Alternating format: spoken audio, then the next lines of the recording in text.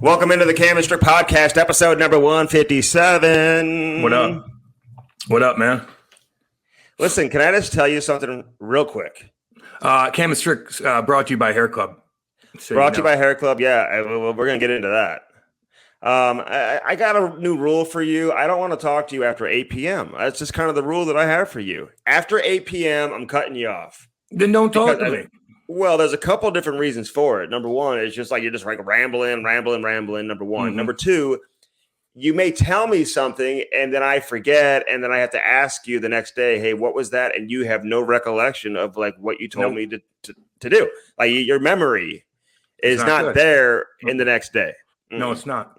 No. So I don't want to talk to you at 8 o'clock at night because, it's all about talking about you. So if I got something going on in my life, you brush me off like I'm some dipshit. Or now I got to pump your fucking tires up every 2 seconds, tell you how good you look on TV, what your role should be, this, that, and the other. And I talk one little thing about myself, and you're like, you change the subject. And last night I was a little freaked out because there are fucking tornadoes coming through, dude. Nighttime fucking tornadoes that are absolutely horrifying. There are real life monsters in the world, and tornadoes are one of them. Yeah, I wasn't too scared last night, to be honest with you. I was watching the radar. The weather guys had their sleeves rolled up like they're just going absolutely insane. And listen, They have an important job. There are people that are chirping them and just beaking them left and right on social media about being on TV because they couldn't watch the football game. Like, what's your take on that? Well, you could. Yeah, I get that, man. A lot of the storms are like, 50, 60 miles south. So there wasn't a big threat in the St. Louis area, but you just don't know. I don't mind it, but I get where people probably have a ton of money on some of these games, man. Sunday Night Football, you want to watch it, and you're just seeing a radar, and you're like, okay, I get it. I got my phone I can look at, too. So I get where people can complain about it. But, some of those weather guys, man, they get called in. They probably watching football, drinking all day. I'm not saying they did, but I certainly would have been. And then they call you in. You're like, fuck, I got to get on TV, put makeup on me, put some clear eyes in, and smack me in the face. Let's go. So, it's a long night. But listen, there's no excuse for the weather guy. Like, that's all they do their entire life is follow the radar. Like, they shouldn't be surprised that the weather all of a sudden is going to be bad on a Sunday. You better be on standby. Yep. You better not be drinking all day long because you could be in. But that's their time to shine, Cam. This is their time to shine. This is why they put in all the work, why they go to school, and why they become weathermen for this particular situation. It's like they've got picture-in-picture. The football game is like so small, it has no sound, and these guys are just – it can't be that easy. I will say that, to fill for that long, no commercials, and just to talk to yourself, essentially. And I know people get frustrated by it because they say, hey, there's no tornadoes where they may be. But in terms of the viewing area, people who live in that area, this is their only news source is this television station or whatever. Maybe they could watch other networks, I guess. But this is the viewing area for this particular television network. So, you gotta let people know what's going on for those, who are in danger. Fuck, if it was like a thunderstorm, then it's like, fuck off. Okay, we'll deal with it. But it's a 12 tornadoes hit. 12 tornadoes. They weren't EF4 long track big boys. Oh, okay, settle down. No. Andy, you're dude, stop. I can't say EF4. What are you talking about? That's how you rate what them. Is EF4? What does that mean? That means that's one that goes from 0 to 5, and an EF4 will fuck you up. An EF2 will tear your house down, but a 4 rips up concrete, dude. That's what that does. You want to know what level? You want to know what level this was? 0. It didn't do shit 0. to my tree. Didn't do shit to my tree, Andy, in my backyard. Andy, okay, your house is made of. Your house is made cheap. My house is made of fucking stone, it ain't gonna do nothing to me. You're gonna get rocked by a fucking EF1. But those little you have a plastic house. You'll get rocked. Plastic? Plastic shingles. You'll get rocked. My house is stone, dude. I got places to hide, but look, those are wimpy tornadoes. No one even got injured. So where do you go? To the green bathroom? Is that your spot in the house? Because everyone needs to know. You got to know where your spot is. Where do you go? I got 50 of them, dude. I got spots down here, all concrete surrounded. I got my kitty room underneath the steps where Boo goes potty. Kitty room. My kitty room. What goes on in there? What goes on in the kitty room? Is that where she takes shits? Lives? She takes shits and pisses in her fucking litter box, Andy, and she eats. And it's underneath the steps, hidden, so it doesn't smell or anything like that. You put the cat's food in a little cement like area. Like, I mean, when was that cement poured? Back in like 1955. That's where the cat eats. Put the cat food in the kitchen. That's where the cat eats. Oh, we're by the dogs. Yeah, by the dogs. That's going to be a good mix. Yeah, put the cat food by the dogs, so the dogs fucking eat the cat food. And then Boo goes up there and is like, fuck you. No, they got to be separated. Boo needs her own spot, and that's where she eats and goes potty. And she has her little safe zone where she could hide. I know what the fuck I'm doing out here. It's a chill zone, is what it is. That's her chill zone. Her chill zone's right here, baby. She's right next to me in her little housey because it fucking gets cold at night. She needs her little housey. Is that the cat's real name, Boo? Or is that for Halloween? Or is it, what do we got going on here? Name's Boo. You named it Boo? Yes. Name's Boo. How long did it take you to come up with that name? You just kind of said, okay, I think Boo would be a good name for it. Yeah, it's a sick name. She's a shit kicker, dude. Okay. Oh, by the way, don't let Fauci puppy sit your dog. By the way, what happened? Did you see that? Oh my god, it makes me. No, I mean, Cam. Listen. You fill me in on everything that's going on. Well, because you're aloof to the world. You're stuck in fucking locker rooms, bird watching. Well, I'm like reading up on the world. Well, apparently he did some things on puppies, and he stuck their heads in this thing, clogged their heads up, and put a bunch of flies that eat away at flesh to all these little beagle puppies. It's like the most horrific fuck thing. What? Yeah. What? Like animal abuse, or was this like a test? It's a test, just like he tested with the Wuhan. Just like when they do all these testing. So they took a bunch of dogs, and these poor little puppies like, hi, Mr. Fauci, I'm good. Here, want me to stick my head in this little thing? So they stick their head in this thing. They wrap them around with the sheet, and they put these nasty ass insects, and they eat away at their fucking skin, and then they do tests on them. Fuck you.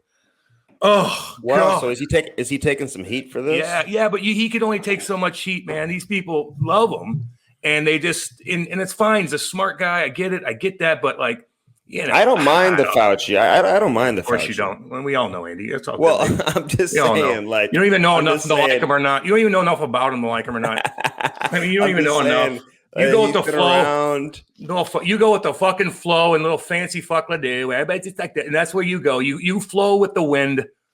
You flow with the wind. Have your own opinion. Make your own opinion up about the world instead of just hockey. You're so one-dimensional. You're so one-dimensional. It's unbelievable. Listen, Dr. Fauci. I'm not like Fauci. I'm not going to be Fauci for Halloween or anything. I bet you some people out there are going to be Dr. Fauci. I'm going to be one big Halloween. Syringe. I'm going to be a syringe and just like stick people all the time. Like, God, there you go. Take that. Get another one in you. All right. Now I don't want to. We're not chirping. Oh, don't be okay. Like you're okay. Now you're being a little redneck here. You got to find that balance. You got to find that balance. Thank you. I'm just letting you know. It's all good, baby. It's all good. It just I saw that and I'm like, you know how much I love my dog. I mean, it's just like, man. He's like, it's Cam. I'm gonna have to compensate Willow and Luna for you. Oh God. Anytime you see animal abuse, man, it's like, fuck, I'd rather torture people. Time out. I was like, I'm not into animal abuse either. I don't know who is. Now, is he abusing the animal? Like, is this like a lab test where they have to test on animals like they do on rats and stuff like that? Yeah, they test. Look, I get that part of it. There's always testing. Was he trying to do it like behind the scenes so nobody knew and then he got outed for it? Or was this like publicized in terms of how they did their research? Andy, that's a good question. I think either way, if you thank you very much. Yeah, well, you're good at asking questions. That's one of the things you're good at. Probably the only fucking thing you're good at is asking questions. But no, it just was research, and you do research on animals all the time. I get that. This was the optics were so fucked up, and I just you're laying next to your puppies who you just absolutely love, and I just it makes me want to fucking puke. Is there a video of this that's out there for people to see? Fucking A. Homeboy, fucking right there is. No, that's your own. I'm giving you a warning now, man. It's nasty. I don't want to watch that. Well, there's certain things I don't want to watch. There is a dead deer that is not too far away from my house, and every time I drive by this area for the last 2 or 3 days, this deer still there. It actually, it's just sitting there. Who comes and cleans that up? Who's going to pick up this dead deer? Andy, there's 50,000 of them. They're everywhere. Their deer not on the street. Not on the street. Well, not where you live because you live in a fucking city. But out here, there's dead deer everywhere, Andy. And the MoDOT has to come pick it up and probably the MoDOT probably, Missouri Department. I don't think that's who. I don't think that's who does. Yeah, you know everything. Stick to hockey. Stick to hockey. Let the big boys. So anybody else? Brody, let me talk to you. Will you? Although I got to give Brody a little bit of shit. Brody, our engineer who we love, works his ass off. He did misspell Conor McGregor's name, which is kind of bizarre. With how do you spell it? How do you spell it? Conor with one N, not two N's. Yeah. But he still retweeted our shit and stuff like that. But I took a lot of heat for that from my buddies, and it was small print. And I get it, but he is the biggest name in the world when it comes to sports. You got to get that one right, because if I'm wanting to retweet somebody, hook me up, and they misspelled my fucking name, like fuck you, I'm not retweeting that. Remember how mad you got when that one guy and like this poor kid in like a little blog in like Pittsburgh or something, like a nice guy. No, I don't know. Let me just talk here for a second. Go ahead. And he writes your name and he gave you like a, what did he say? Your first name was wrong. What did he call you? Something Jensen or Andy? He called me Cam Stewart, a complete different person. And you got very upset about this. Very upset. So what do you think Conor McGregor is thinking? He's I bet you he gets very annoyed actually when your name is spelled a certain way. And it's not the traditional way, and people misspell it. Listen, I think somebody like Conor McGregor probably gets very annoyed, but the fact that he retweeted it says something. So hey, he liked the clip. It was small print on Twitter. It was a big one on Facebook and Insta.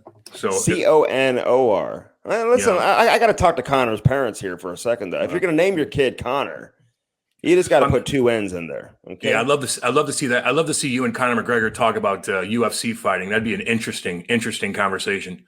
Cam, you'd say two words. You'd say two words. You're like, get the fuck out of my face. You have no idea what you're talking about. Cam, when I watch UFC fights, because I've gotten very into it, and I can break it down as well as anybody.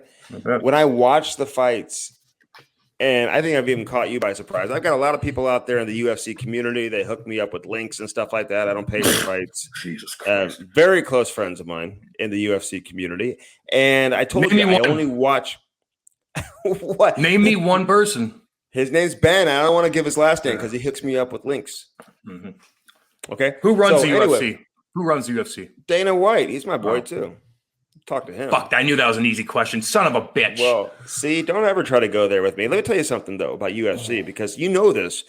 I only watch the main events, the big dog fights, okay? And Conor's been in obviously a handful of those that I've seen.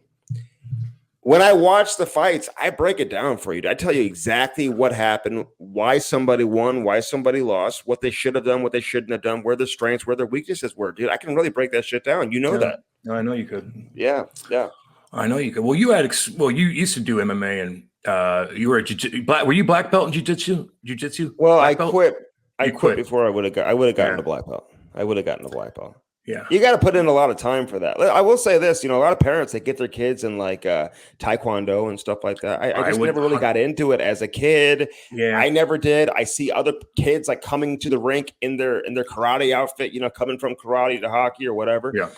So listen, martial arts, very good for the mind, very good for discipline. I think it's cool that kids do that. Yeah. I was wondering where you're going with that. No, you're not hitting each other.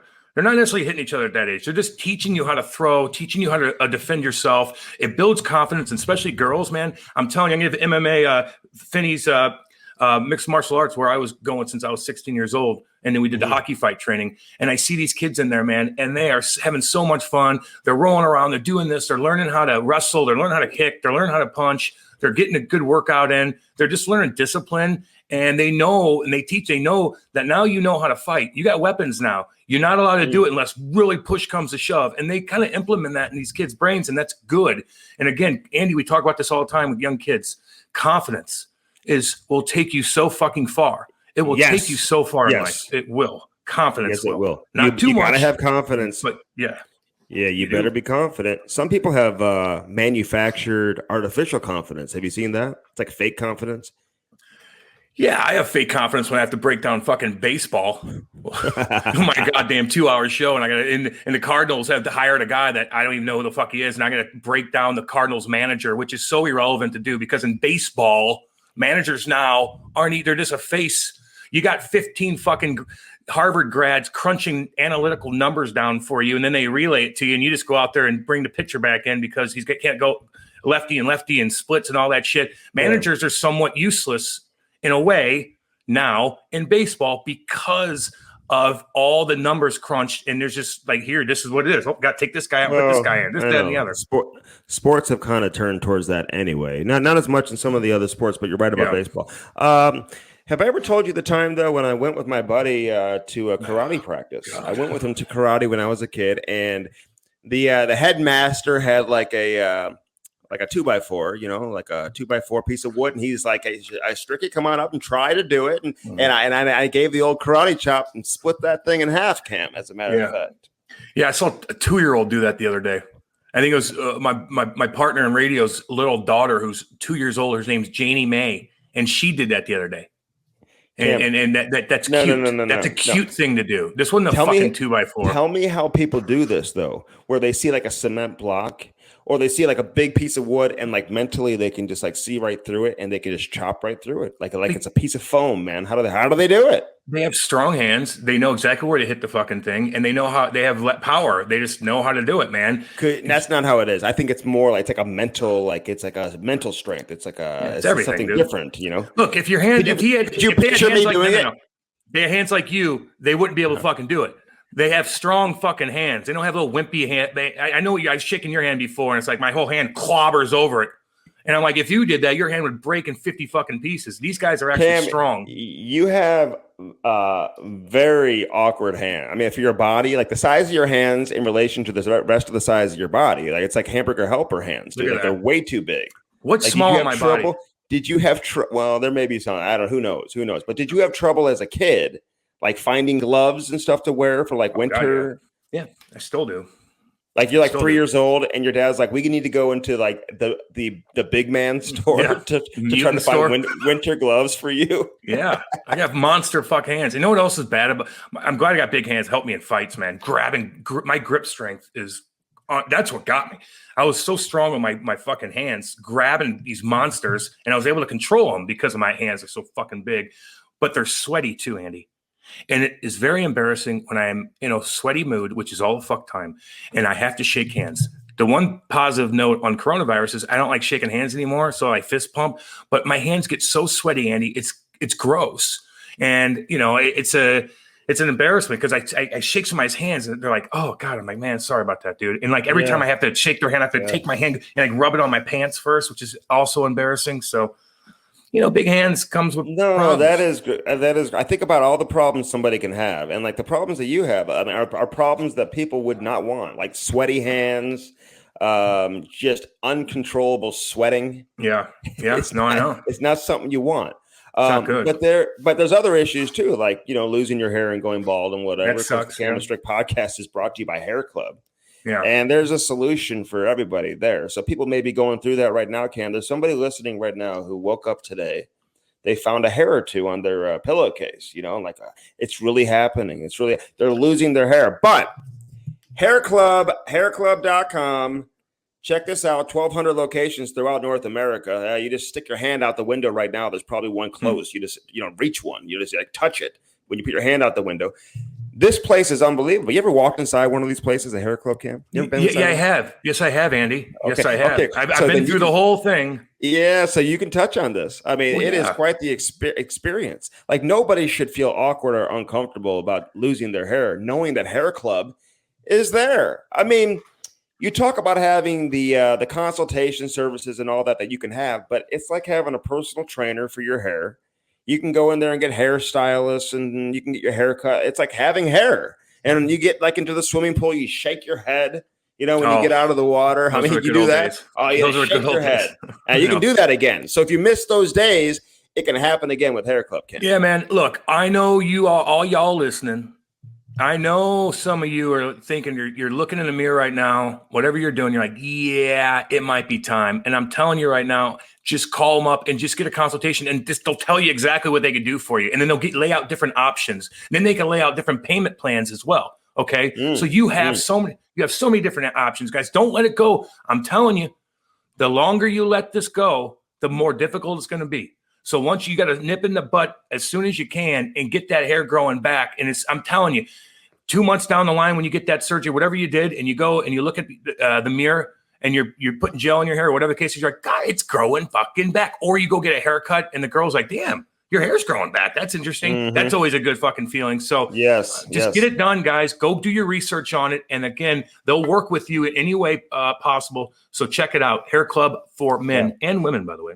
Yes. My hairdresser is French Canadian, by the way. Have I told you about her? Have I mentioned that to you, Cam, by the way? She is wonderful. I'm going to go see her tomorrow, as a matter of fact. But Hair Club is, and again, listen, what Cam's saying is true. But if you weren't familiar with Hair Club and you did let it go and it's gone or whatever, or if it's almost gone and like you're way down the path, it's never too late, man. It's never too late. Yep. You always have thick hair, for the most part, in the back of your head. That's always going to be there. And they just plucked out the big ones and they implemented on top of your head. It's really that simple. I went through that process. That's why I have hair in the front of my fucking head, because that's what I got done. And it ain't going nowhere. And I can still put gel in my hair. And I look normal until you look at the back of my goddamn cul-de-sac and you're like, hey, so I'm going to get that fixed tape. Hell yeah, baby. Andy, who you kidding? Your hair is fucking, you're starting to lose. You're acting like you're fucking Tristan off of Legends of the Fall. He ain't him. That's Brad Pitt, by the way. Very handsome man. You ain't him, just so you know. I just need a haircut right now. I used to have long hair back in the day, Cam. Very long hair, as a matter of fact. I had dreadlocks. Listen to rap in your BMW convertible with your buddies. Yeah. No, dude, I told you I had a Mustang, 1972 Mustang. And then I had every kind of car I've had, you've had the same. It's really weird. Well, you didn't have a 72. You didn't have an orange one. Well, 91, yeah. See, I mean, dude, you had like I'm starting to like see a little pattern here. Like you talk like it, but I think you had a way better life than I did growing up. I'm just thinking. Fucking right, I did. I had a fucking best life ever. You fucking right, I did. I played hockey and shit kicked. I played hockey and shit kicked cats and made money and had sex with women. Yeah, I had a good life. That's when you're a great life. No, that's an adult life. Look, I was doing that. I was playing junior hockey in high school. In my middle school, I was traveling around playing AAA hockey, bagging kids up. My dad and mom were fucking awesome. You go over to my house and party, although it was a blue collar small house, but everybody came to my house to do whatever they wanted. And I had an awesome fucking life. Now, nothing was given to me. There's no fighting in AAA hockey. No fighting allowed. I was smashing fucking kids.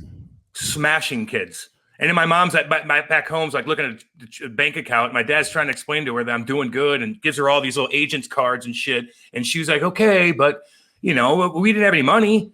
But I lived a fucking awesome life. Cam, childhood. If you had to do it all over again, would you have focused a little more on maybe like passing, shooting, skating?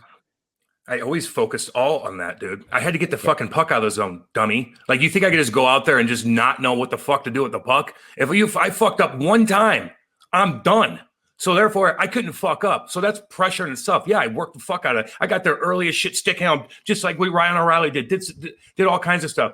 My skating, I was always a good skater. But yeah, no, I worked on all that shit. The one thing I would not do, what do you think that would be? What do you think the one thing that dragged me down more than anything was? What do you think? Probably substance abuse. You think? Yeah, that. If I could have controlled that at a younger age, listen to me. 20 years old. Right? I was 20 years old. Yeah, that's what I mean. I'm talking like I'm going way back younger than that. Oh, dude, I was doing everything you could. I mean, yeah, I was fine when I was a kid. I was focused, but I was partying. I mean, but I would focus and knew what I was doing. I was working out at a young age. But the one thing that slowed me down was getting addicted to painkillers. I mean, that's fucking huge. It hurt my soul. You're fucking sick every other fucking day. Horrible sickness every day. That slowed me down more than anything. And I ain't blame anybody but me.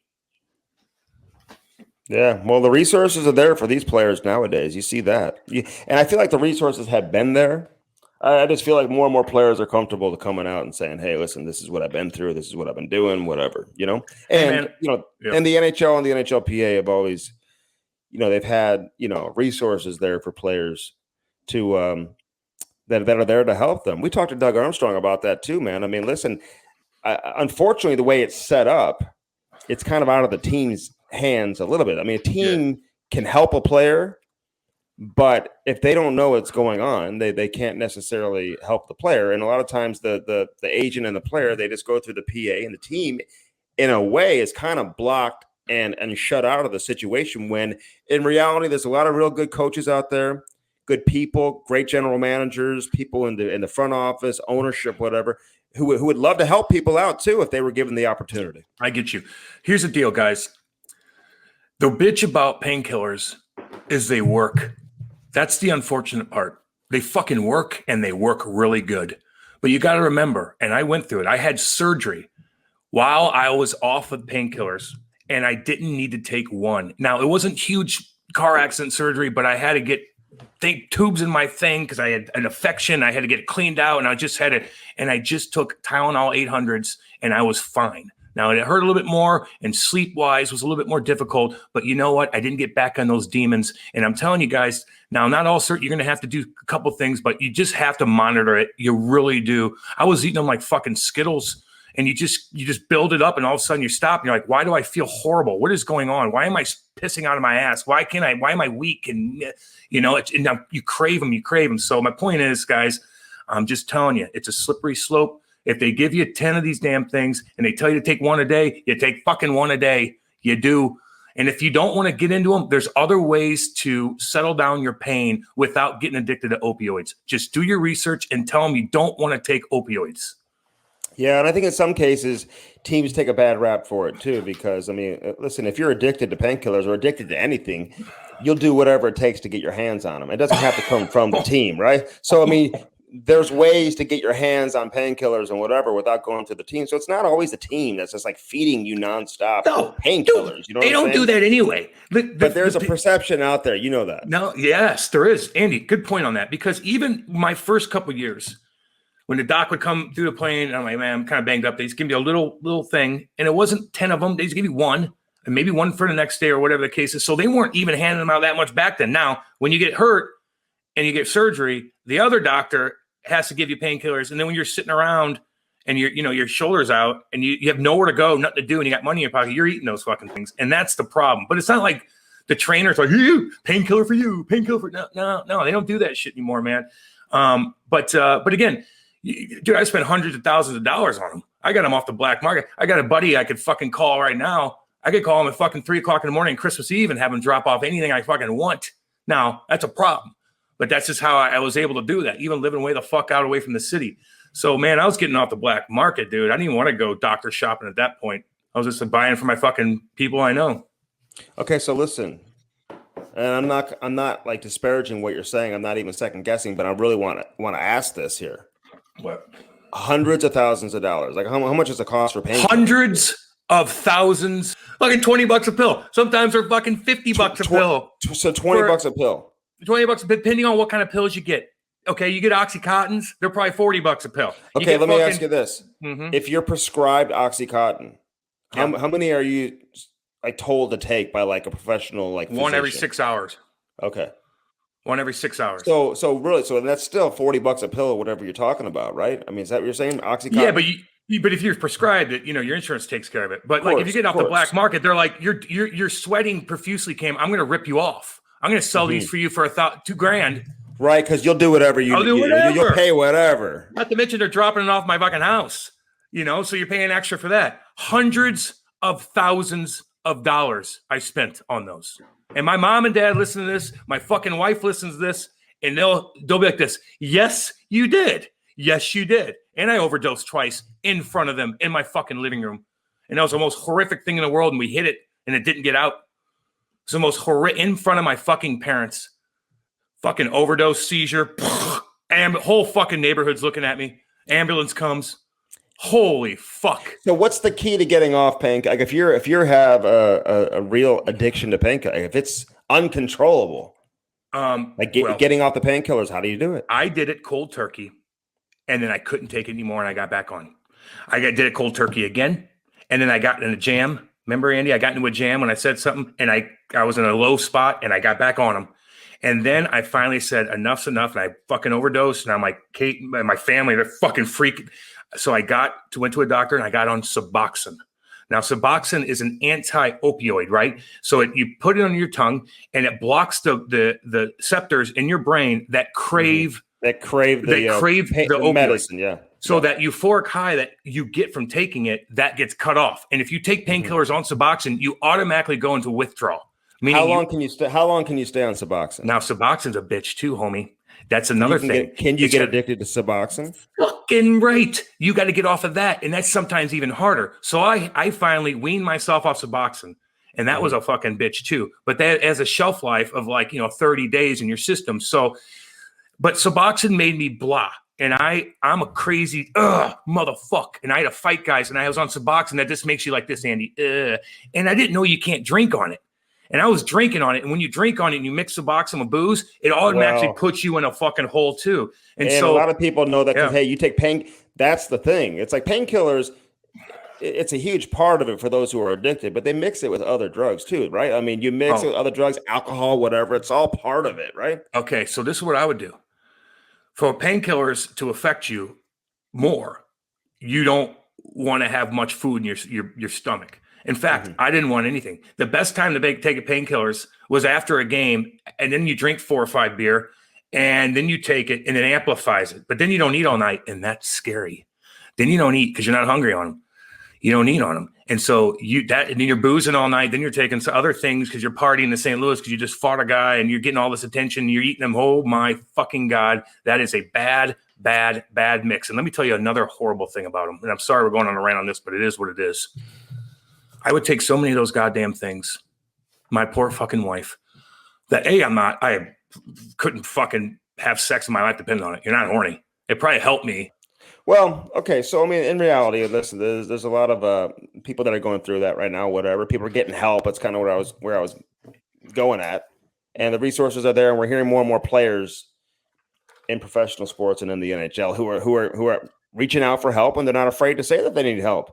I think the comfort level, well, I mean, listen, the PA, what I'm saying is the PA, whatever, that there's resources now for them to get help. And I think more and more players and more athletes nowadays are more comfortable asking for help, I think, which is it's just nice. Positive, It's just nice to talk to somebody that's actually been through it, Andy. Oh, yeah. Like, honestly, I remember going through it so bad. My buddies, some of them got it, and a lot of them are like, just get off of them, man. Why don't you just get off and get it? I'm like, dude, you guys just don't understand. And so now you're typecast a little bit. Well, some people have an addictive personality. Like they just get addicted to things easier than others. Like, that's just the reality, right? Some people can take a painkiller or two, have fun for a night, whatever, and not touch it for another several months. Where other people, like other people just get absolutely addicted, and it becomes uncontrollable, and it completely disrupts their life, right? So it impacts everybody different. Even though it's an addictive drug, some people can get off it easier than others, man. Well, some people, it doesn't give the high to them. Some guys, it doesn't give you that euphoric high. My dad never got onto him, and I used to take his when he had to get surgery and just give me your fucking pills. And he didn't like them. It made him feel sick, or it made me feel good, right? Yeah. But again, when I say I like help, man, I remember I had to go through the program, and like you talking to some of the doctors, like I couldn't even fucking talk to them because they don't even know, like they know about it, but they're not real, like, right? They're like, well, this way, like you've never even been through it. It's so much better to talk to somebody that actually went through hell and back. Then you talk to guys, you're like, fuck, man, that's what I did. Oh my God, that happened to me. Blah blah blah. You talk to these fucking robot doctors. They just tell you what you need to know. I don't know. It's just different. Yeah. No, I got you. My DMs are open, baby. They're open. I got you. But it's serious, and hopefully people. We never got hurt either. I broke my ankle once. I broke my ankle. When you're a child off the bike or something? No, I was playing football, Cam. As a matter of fact, this guy Jeff Good. Let me tell you what happened. So we had to do a drill, the Oklahoma drill. Cam, you ever heard of the Oklahoma drill? Andy, I don't give a fuck. Okay, hold on, listen. So Jesus Christ. He messed up the drill. I had the ball, ran right through him. The coach gets pissed. He gets in his face, starts screaming, and he makes him do it again. So I had the ball. We had to go through it again. He literally grabs me, sticks his leg out, and then tries to like flip me over his leg. Like it wasn't even like a football tackle. Yeah. Like fundamentally just terrible. And he broke my ankle. Like my ankle got caught with the way he tried to like tackle me, dude. So yeah. And true story, I had Percocets and Darvocets and all that stuff back then. Throw the Darvocets away. Keep the perks. What's the difference? One's more extreme than the other. Percocets are good. Percocets, baby. Little nanners, we call them. Little fucking yellow nanners, baby. Little yellow fucking nanners. Little fucking rectangle looking motherfuckers. Oh, God. Oh, all right, here we go. MyBookie, man. How you doing with this? I mean, how you doing? I know, like, we're talking. talking about different things and whatever, but like MyBookie, how you doing with MyBookie? Look, I'm getting into fucking gambling now, man. And it's in the right kind of way, right? And even watching the games, like, you know, looking at the line and stuff like that with some of these games, like, I kind of like how the NHL does it a little bit, where you just like, you want to make a little bit of extra money and fucking throw some coin down on a team that you think is going to, maybe they have a dad's trip or something like that, where you're like, yeah, I think they're going to beat them. And I like that. There's always a game where there's going to be an underdog that's going to beat somebody, and you just got to pick those out. And we're trying our best to do it, man. And we did pretty good the first week, but it's good. Look, we want people to get into hockey through gambling too. Like, how many people are gambling on football, and they probably don't even give a shit about football, but they care about gambling. And so we hockey realm needs to get gamblers to gamble on the sport so more people watch it. Yeah, and it enhances your viewing experience. I will say that. It makes you even like a bigger fan. Like, you're constantly checking scores. You're living and dying. I love it. There was a few people that was with me in Vegas that I was with in Vegas, whatever. I mean, it's like nothing for them to put $5,000 on a game. Like, I mean, they just put $5,000 down here. They're up $24,000 on the night, whatever. They might put $12,000. I mean, people get crazy and that's a little more on the extreme side, but you got to be careful for sure. But again, MyBookie is a way where it's controlled and it's fun. Like, it doesn't get you out of control by any means. And so you got to check it out. So when it comes to gambling, you always want to make sure you're getting the best bang for your buck, Cam. I think that's the most important thing. And that's why I always bet with MyBookie. And that's why I won't go anywhere else other than MyBookie, because you can bet in all your favorite sports, exclusive promotions, contests, more to find your winning bet. And right now, when you make your first deposit with MyBookie, you'll instantly receive double your first deposit. So that's how easy it is, Cam. All you do is go to mybookie.ag, sign up, use that promo code Cam Strick, all caps, no and, just Cam Strick, and MyBookie will double your first deposit instantly up to $1,000, Cam. So do you know what that means when they double your first deposit? Yeah. Do you know what that means? Yeah. Okay. They double your fucking first deposit. Andy. Yeah. So you put up to $1,000, up to $1,000. So you put $1,000 in, you're going to have $2,000 instantly just to play. Oh. Yeah, that's pretty nice. That's man. pretty damn cool. For fast money. And so again, use those extra funds to bet on this week's biggest games. You have some big football games obviously coming up this week. The Arizona Cardinals are undefeated. They play on Thursday night. But in the NHL, you've got some great games throughout the course of the week, man. And you just look at the betting lines and obviously choose which games you want to bet on. Chicago is struggling. Toronto is struggling. Yeah. And let me just point this out, too, for people out there, because you may be listening to this episode sprinkled throughout the week and whatever. We put our betting lines up on our Instagram stories, our personal stories, the Cam and Strick account, Twitter, our personal accounts, whatever. Follow along with us, man. We put our bets up there. Yeah. If you want to take our advice or if you want to go against what we're suggesting, whatever, man.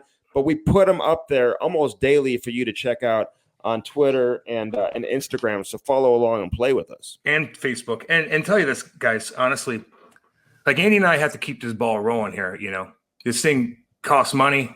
We have people that work for us. And it just helps when you use promo codes, guys. I hate saying that, but it's so true.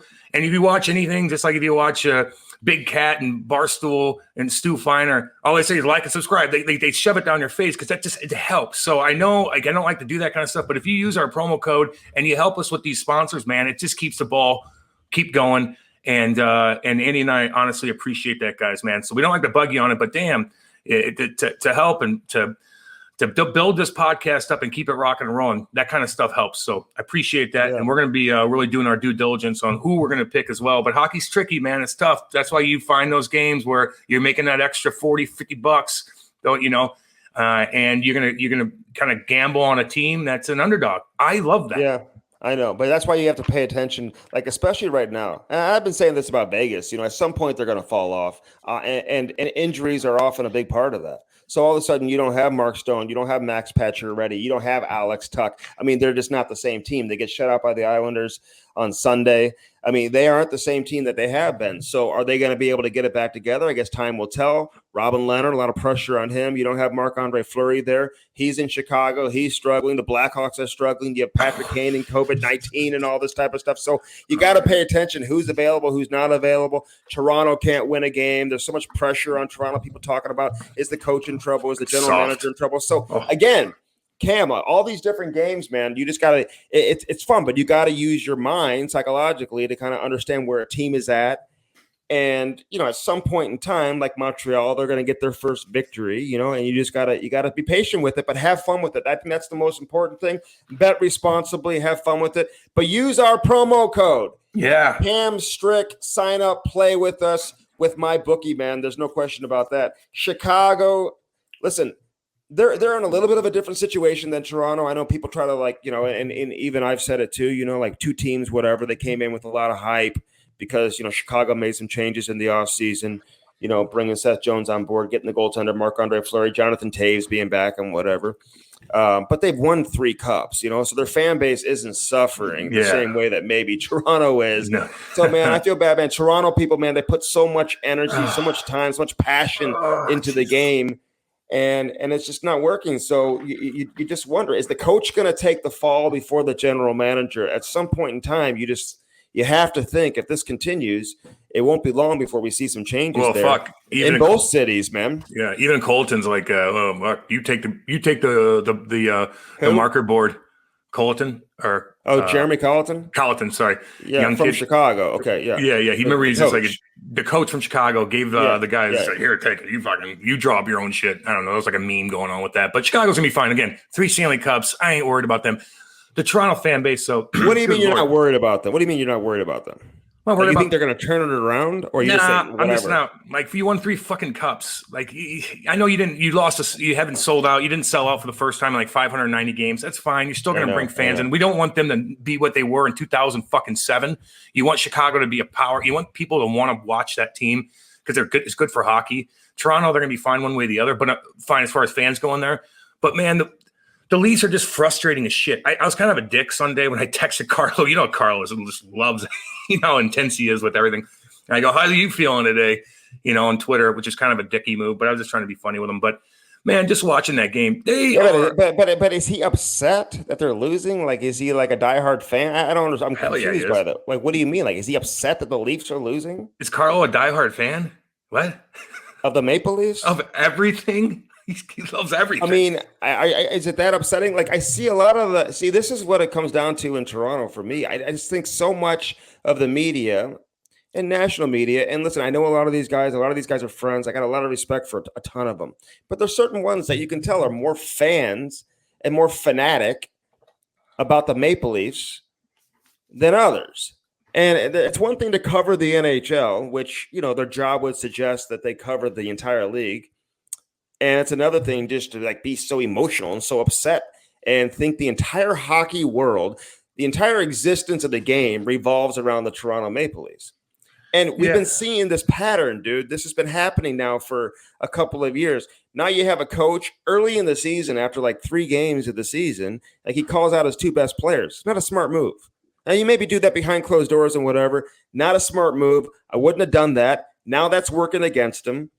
Because if you're going to climb out of this hole, you better have Matthews and Marner. These guys are unbelievable talents, 2 of the best players in the world, great regular season players. They have been. And now you've got a guy like Matthews as it sits right now. He hasn't scored a goal yet, right? You got Marner. I don't think he's scored a goal yet. They're just struggling. But you can't deflate the energy from your 2 best players that you need. You look at a guy like Nylander. I like Nylander, man. He's always taking the heat over there. This guy, for whatever reason, I don't know, of all the players, man, in the playoffs, whatever, he tends to show up and play. Tavares makes way too much money for where he is. They celebrated, going out and getting him. I thought that was a complete unnecessary signing even back then. They didn't need it when you have these young up-and-coming players. I mean, think about what they could have done with that money. Oh, my God. Toronto's where they're at. It's not by accident. It's not just because these guys are underachieving. It's I don't think they're very good. What did they call? What did they say to Mitchie Marner and Austin? What did the coach say to them? And when was a couple games ago, somebody asked a question in the post game about Nick Ritchie, I believe. Yeah. And he said, well, I wouldn't be focusing on Richie. I put more of the – I'm paraphrasing here, Cam. I don't have the quote in front of me, but he said something about he would have put more – I would direct your questions and put more of the heat, whatever, on Austin Matthews and Mitch Marner. Now, that's not going to go over well behind closed doors. I don't mind that at all. No, but I don't mind that at all. But here's the deal, Cam. He's not a coach that's in position to where he can just lose and continue to lose and just keep his job. You need those guys. So to call them out publicly, you better make sure that you have that relationship with these guys and you know these guys and that they're going to be able to flip the switch and it's going to work out and benefit. You're going to be able to motivate these guys, because if you don't and they shut it down, man, it's not the players who are going to lose their job. It's going to be the coach. Well, you're going to look like an asshole. You shut it down because your coach answered a question. Honestly, it's not a fucking call out. They didn't ask him about. Oh, okay, fine. But even to direct it towards them, I don't give a shit. What are you going to bait him? Normally I wouldn't. I'm with you, but I'm just saying you better be careful, because if you do that in a city like Toronto, where it's going to create mega headlines, and then you continue to lose, you can't lose the room, Cam. If you're Sheldon Keefe, get fired anyway if they don't fucking show up.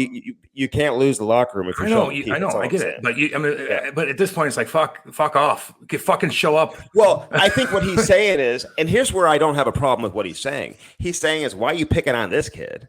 You're asking me questions about him, where my guys that are making $10, $11 million who aren't doing shit, ask me about them. Yeah, and that's what I mean. Like the media, like, hey, put some pressure on those guys, right? There's pressure anyway in Toronto on those guys anyway, because they haven't won in the playoffs.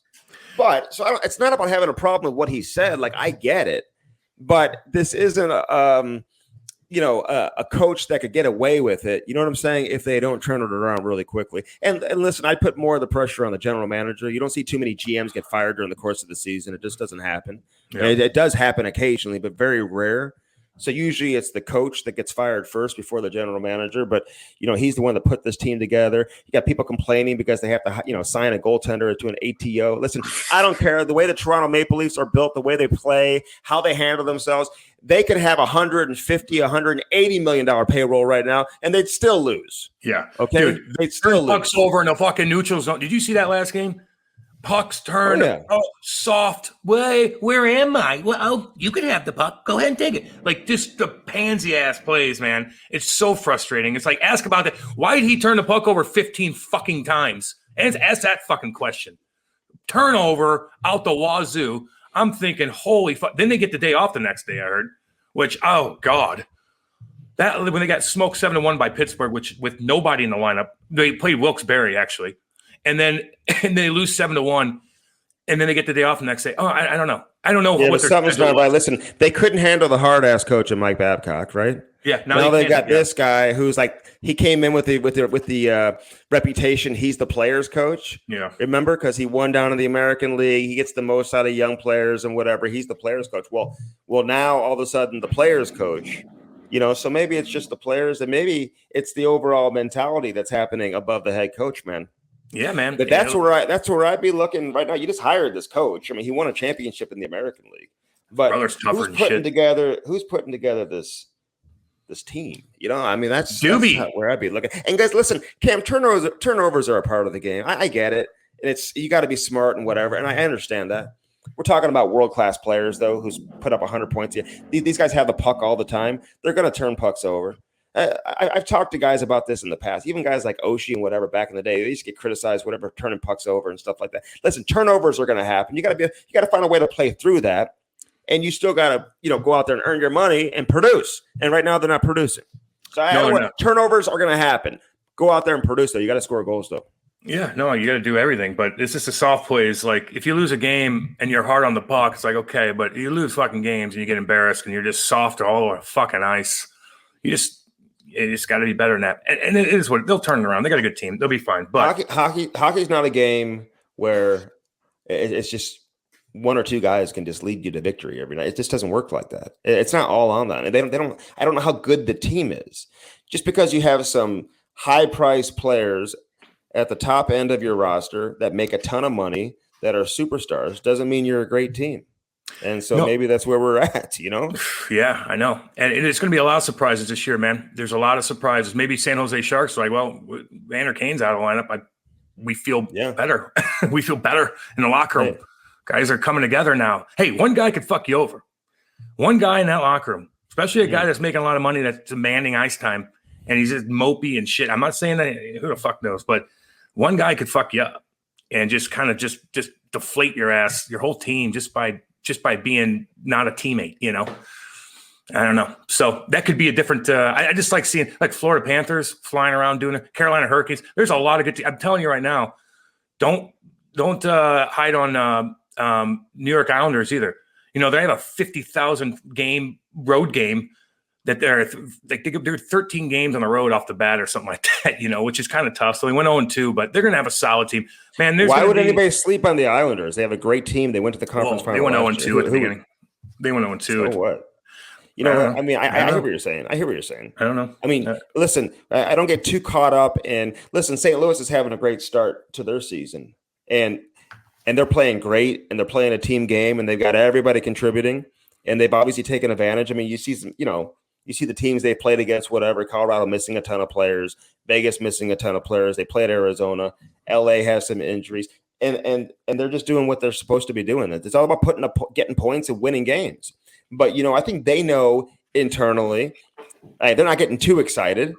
They're happy with the way they're playing and they're winning games and whatever, but they know where they're at and what they may need down the line to truly get to that championship level. So, again, things can change very, very quickly in the NHL. You can lose 3 or 4 games, and then all of a sudden then we'll start winning games and things change. You know, it's a long season, dude. Yeah, no, I know. I played it. I remember, Andy. You remember that? Yeah, I remember playing. Yeah, it was a long season. So, right. So I sometimes all I'm saying is Toronto. I wouldn't get too crazy. Yeah, you know what I mean. I wouldn't get too crazy. You got great players. Is Matthews going to go the whole year without scoring a goal? I mean, they're going to win by 8 next game, probably. You know, so it's all good. Well, maybe I don't know, but maybe there's some underlying issues that exist. Well, there's got to be something real there. You know what I'm saying? Yeah, you're too good not to be good. So but like Carolina, like they've been building, right? Florida, they've been building. St. Louis, some team. Let me say this about St. Louis real quick, and there's other teams that fall in this category too. Some teams are built to play in front of fans. Some teams aren't. St. Louis is a team that's built to play in front of fans. They never got an opportunity to defend their Stanley Cup title, unless you want to call the bubble in Edmonton as that wasn't it, right? They didn't want to be there, not making any excuses for them, but they never got to defend their Stanley Cup championship from a few years back. Yeah. Last year, no fans, whatever, same situation, shortened season, playing against the same teams in the division, whatever. It just kind of has that feel back a little bit, you know, with packed houses, packed buildings. Some teams feed off the energy better than others and need that energy inside the building where it's real hockey. And I think that's what we're seeing right now.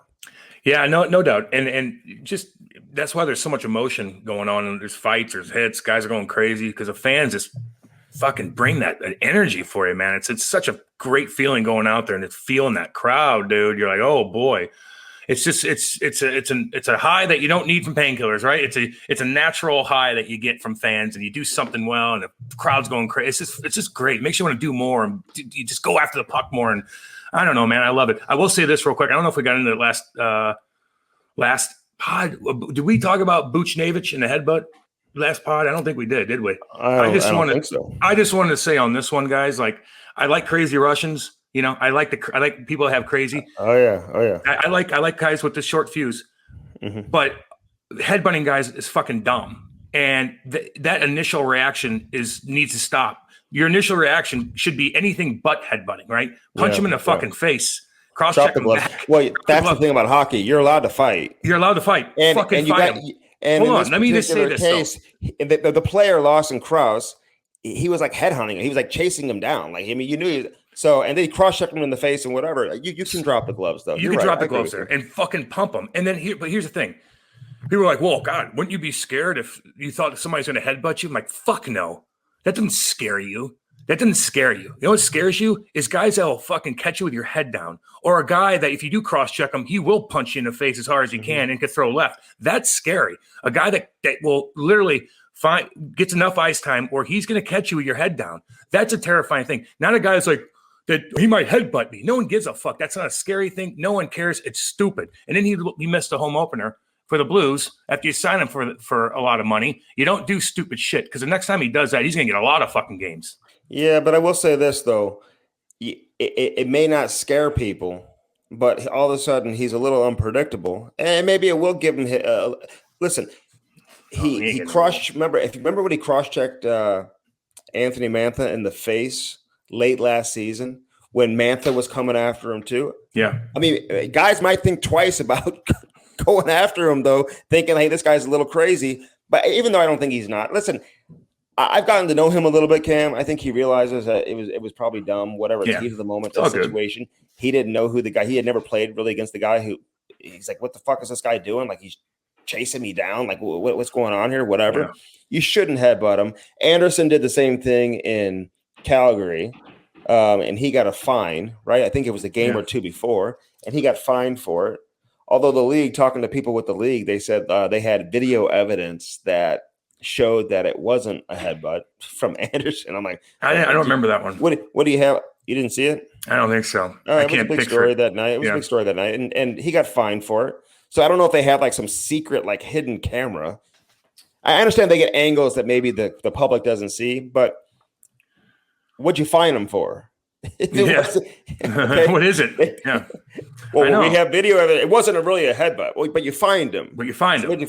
Why'd you fine him? Did you need a recliner in a fucking new suite or something? Like what? No, I know it goes a little fun. I know where it goes, but yeah. That's pro sports in a nutshell for you.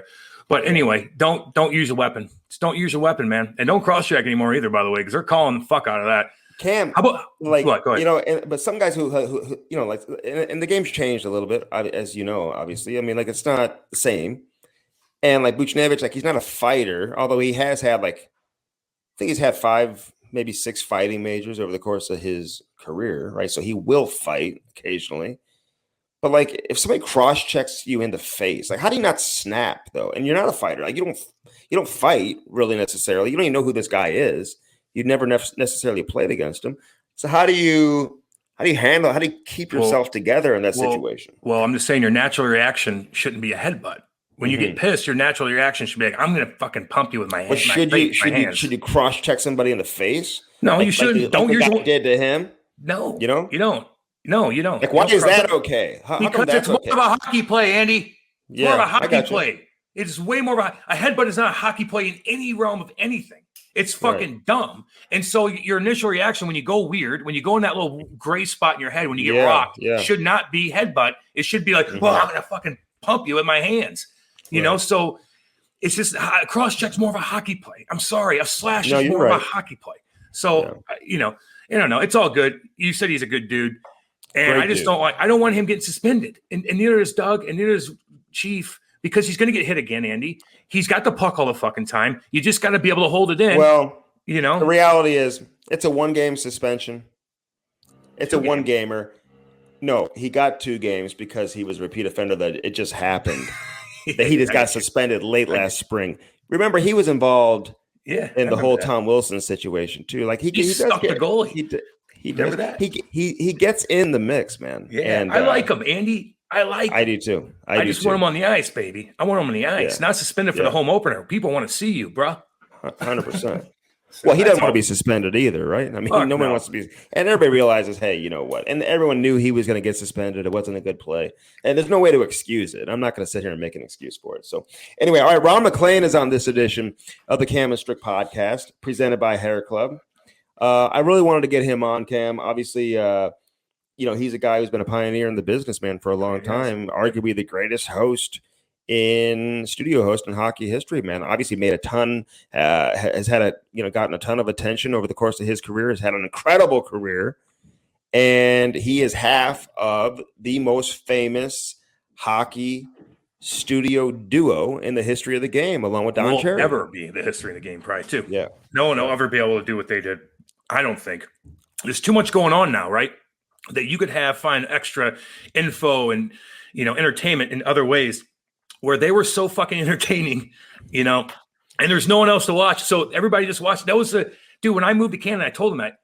I remember sitting down with my billet family, like, wow, I didn't know. I mean, I knew Don Cherry from Rock'em Sock'em and shit like that from the fight tapes, because my dad would buy them for Christmas. But you didn't get to sit down with your family and watch fucking Hockey Night in Canada. That's like Sunday night football in Missouri or in the United States. Monday night football, whatever. Yeah. Sunday football, Monday football. So it just was so cool that everybody in this country is watching these two guys, and all they're talking about was hockey.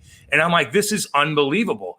And so I just started playing, and all of a sudden I became on Rock'em Sock'em fights with Don Cherry and stuff like. So I don't know. Ron MacLean was so hilarious, man. The way he went, his wit back with Grapes was so funny. It's so, dry, and Don would get so pissed, and it just was fun, man. It was fun entertainment, and I do miss them a little bit. I do miss them too. I go on YouTube and watch it. It was a great team. It was a great tandem. It was. And listen, every good thing has to end at some point, but it's kind of a shame how it ended, dude. It's like, I know. Didn't have to end like that, did it? No, I mean, Grapes is stubborn, man. He's a stubborn guy.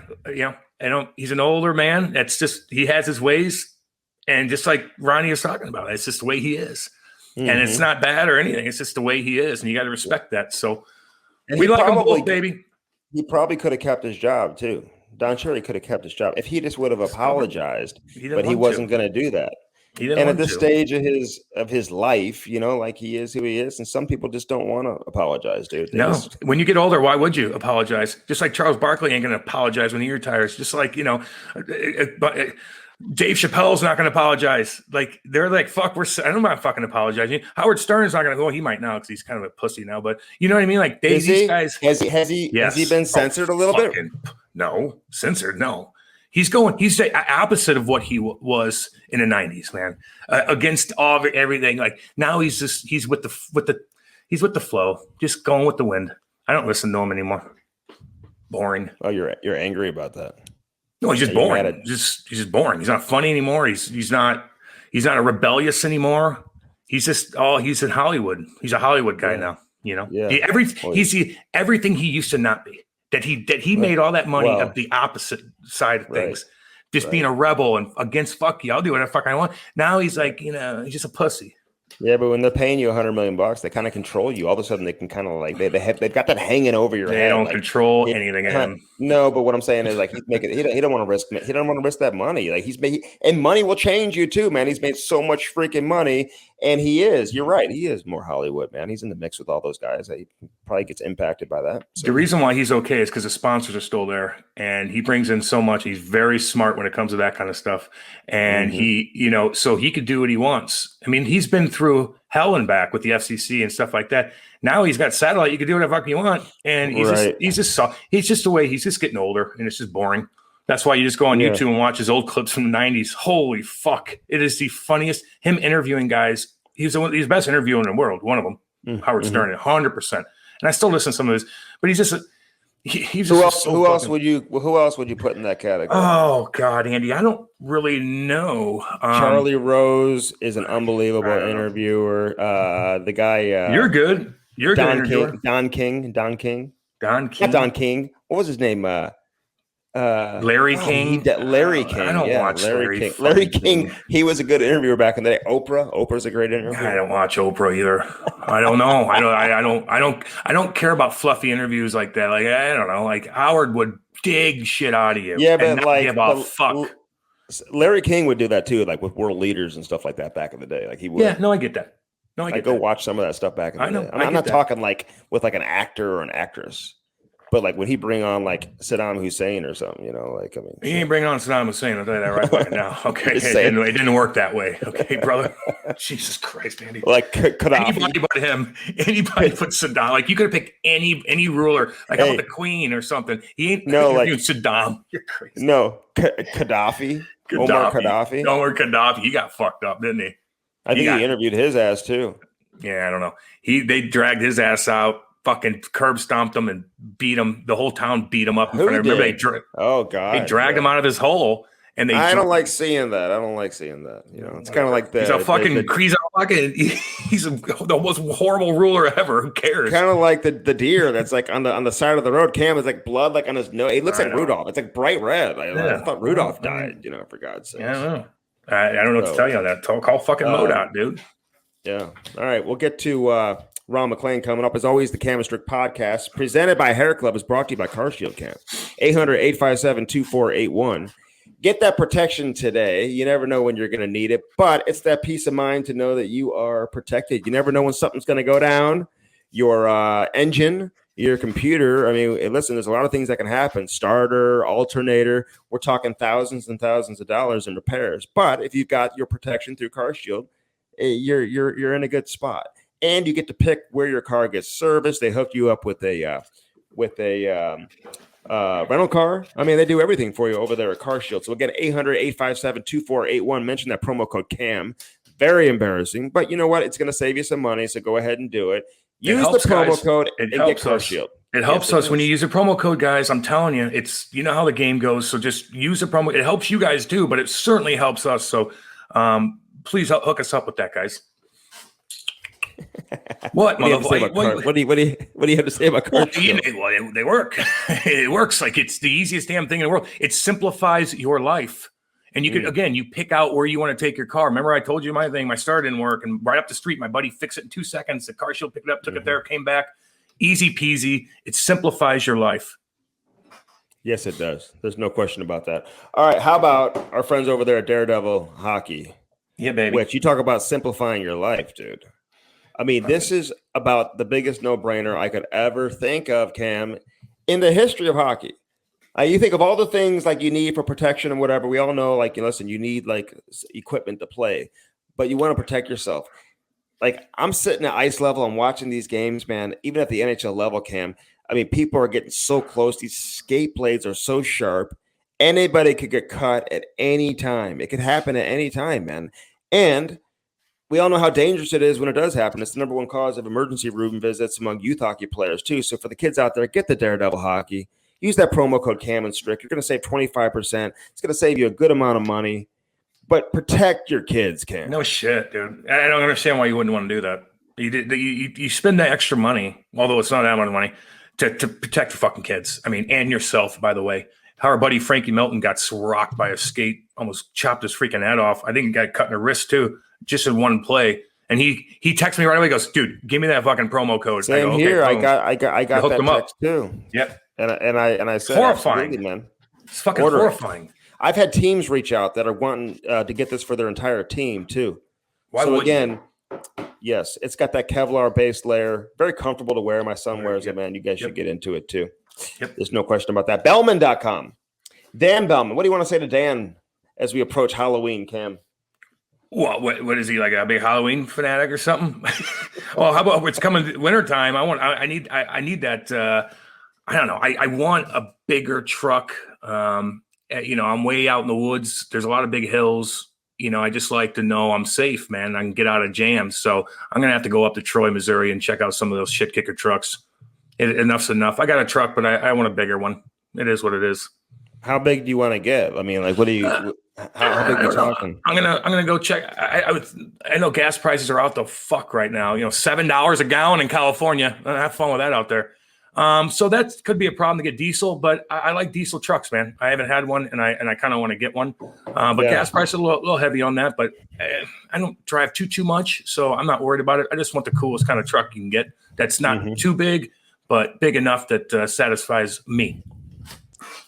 Ooh, yeah, that's very important. So get that truck and get on down there. Dan Bellman, man, he'll take care of you. Kenny Bellman will take care of you too. You got Dale, you got everybody out there over at Bellman. Bellman.com. And again, they want your used car. They'll buy your used car. It's not always about for a lot of money. Yep. For a lot of money. Yeah. And they're paying top dollar for it right now. Yes, they are. So if you got a car and you're like, maybe it's time to go ahead and move on to a new car or whatever, or just if the deal could be too good to pass up when they're going to pay you, above asking really for your. You're getting that 100,000 mile mark. You might as well get rid of it. If you're looking to get a new car, do it before you hit 100,000 miles, baby. And somebody wants it and they want it bad. So again, take advantage of that. Bellman.com. All right. How about my custom sports chair? Cam, your chairs are obviously here. And you'll be posting that picture here very, very soon. Use that promo code CamandStrick20 for my custom sports chair. MyCustomSportsChair.com. Again, use that promo code CamandStrick20. You're going to save 20%. You talk about holiday gifts and start thinking about the holidays and whatever. If you know of somebody who's a hockey fan, and you certainly are, whoever's listening to this right now, could you think of a better gift than these chairs for My Custom Sports Chairs. I saw our boys over there with AJ Galante. With, I saw that. The Danbury Trashers. Yeah, baby. You know, he heard about My Custom Sports Chair from our podcast and whatever. So, again, they made them a chair. Those things are sick. Use our promo code. It's going to save you a bunch of money. The best holiday gift I can think of. And they make the Cam Strick Podcast chairs too, man. I've got one. They're unbelievable. So check those out. Personalize it. You can get any player, any team, third jerseys, international teams. If you're into, Hockey Canada, Team USA, whatever it is, and get that name and number on the back, man. They're 100% Canadian made. They last in any weather condition, including tornado weather that they had last night, man. This thing is going to last. Blizzards, whatever. You can put it outside. Won't even get a scratch on it. Incredible product, man. I can't say anything more. I can't say anything more positive about My Custom Sports Chair, Cam. Oh yeah, they look great. I got the Devils with my name on the back. I'm probably gonna hook my parents up with that bad boy. They love that for shit. Christmas. Yeah. I got some things. I just like they like unique, cool stuff like that, man. Anything with Devils or they love it. But so yeah, no, they're great. They won't last in a tornado. So Andy, don't get it carried away. Okay. But certainly in snow, nasty rain, all that, they're Canadian tough made, Canadian tough company, and we want to support them. The chairs are magnificent looking. They look great. They feel great, very comfortable, and it just will spice up an area in your house, outside your house, on your deck, whatever it is. Let everybody, your lake house, looking over the fucking lake with your favorite team, your favorite player, Andy, whatever you want. If that's your thing, it doesn't matter to me. No one's probably going to sit in it, but it's all good. But you could spread it out, and it just looks badass, guys. So check it out. Well, if you want to customize it, like I can get you that logo for Parkway North Hockey, number 9. That was my number, Cam, back in the day, number 9. If you want to customize it, so go again. Use that promo code Cam and Strick 20. It's going to save you money. All right, local legend, man. We love the local legend apparel company out of North Carolina. And this guy, throw your hands up, throw your neck, helicopter. This guy is just doing incredible stuff, man. Over there with local legend. Be a local legend. BeALocalLegend.com. Check out the hoodies, the T-shirts. They've got the barware, all the glasses, the wine glasses, the pint glasses. They got everything over there. But their hoodies and their hats are absolutely sick. We've got more hats coming our way. Yeah, I hope again, man. Too. What's that? He gave me some hats for Patty, who just had a baby girl too. Shout out Patty. I know, big out shout out Patty and Francesca. Congratulations, love you guys, on baby girl, man. Yeah. Absolutely. Talk about a local legend. There he is a local legend. Everyone knows a local legend. It doesn't have to be somebody who's famous either, man. So hook that local legend up in your life, man, with one of these badass hats. These hoodies are sick too, man. You know who needs that hat? That fucking Marine that disarmed those two pieces of shit that go in there and try to rob the fucking gas station, and he turns around, he's like, I ain't having this, and he fucking disarms them real quick. You're a local legend. We'll fucking send you some fucking hats. In the gas station or whatever? The gas station. Don't fuck with military, baby. He could have gotten his hand shot off. Whatever, dude. He's a fucking shit kicker. He's like, I've done so much training on this. I don't give up. I'm not letting these two motherfuckers fuck me. Did you see his partner just like run out of there too? Pussy. Yep. Not the Marine's partner. No, the criminal's partner. Yeah. He just bailed on his buddy. Yep. He just ran. Oh, that's what they do. Those guys are not local legends. The No. Marine we'll give him local legend status for sure. There's a lot of local legends, man. There's so many local legends. Certainly, I'm trying to think of another local legend. Use that promo code Strick. Use it. You did it on purpose, too, eh? You donkey dick. I'm a local legend. Here's the promo code. I didn't even tell him to do it. And that's the truth. Ask him. I believe you. I believe you. Don't lie to me. No, I'm not. I wouldn't lie to you. You don't lie to me. No. I know. But use that promo code STRICK. STRICK is going to save you money. But again, check out their website, BeALocalLegend.com. Check them out on Instagram. Do a great job with their Instagram at BeALocalLegend. So, all right, speaking of local legends, man, and international legends, Ron MacLean. He is a legend in his own right. Great conversation here, man. Really enjoyed having him on.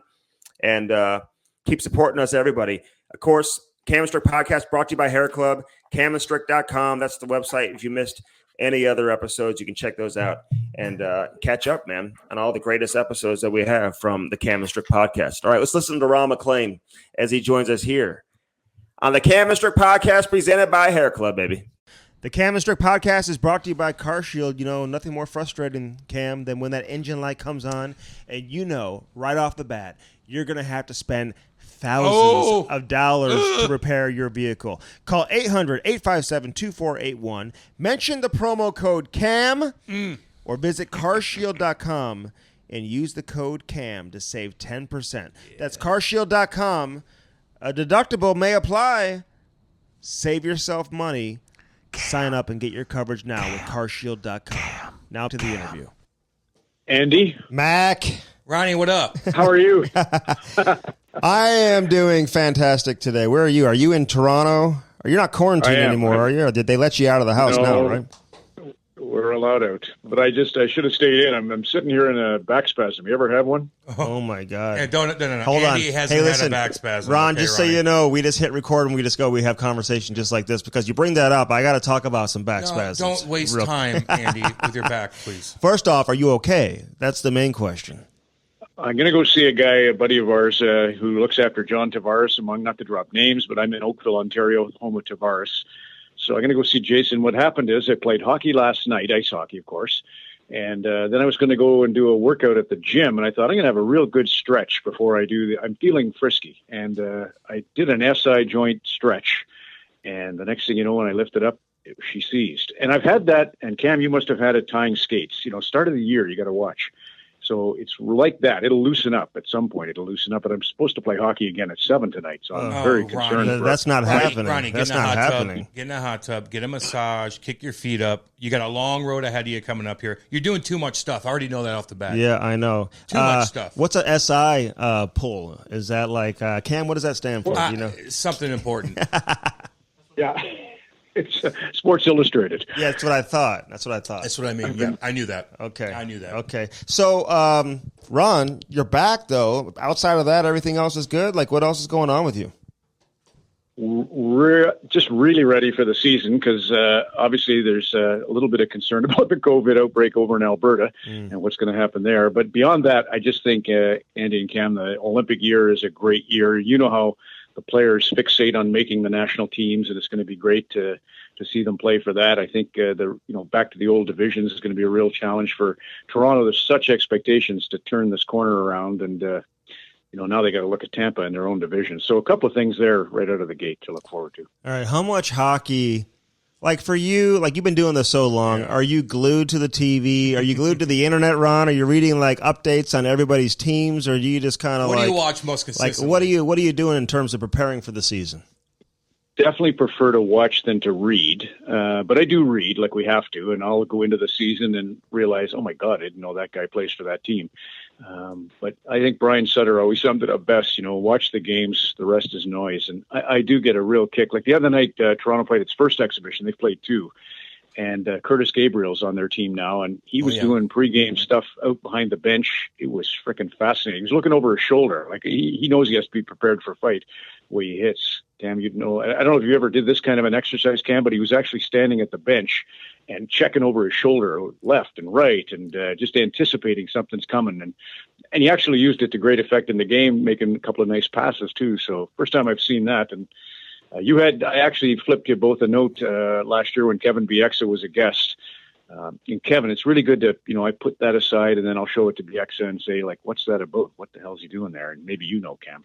Well, he was putting on a show, is what he's doing. That's what he's doing. I mean, because it's not really. Is it really like? Who's he looking for? Is it making him like more prepared? Who's the cameraman? Who's he looking for? Like, no one's gonna look. And I told him this too, and I kind of messaged him on Twitter here and there. He's a good kid. He does great stuff off of hockey too, outside of hockey. But like the fights are the fights. Fine, they might come, they might not come. They might not come for 2 months. You got to be able to hit guys. You got to make your mark somehow. And he certainly did that. But all the other stuff he does when he talks to, remember that Andy, Kyle Clifford and then Revo, that's all a show. And that's still good too, because he needs to pump his own brand up as well. There's a lot more to it than you think, I think. Hey, there's reason why people are talking about him, Ron, real quick. Exactly. And they're talking about him because of what you're talking about, some of the pregame stuff, more so than the fights, right? So it's working for him. I know.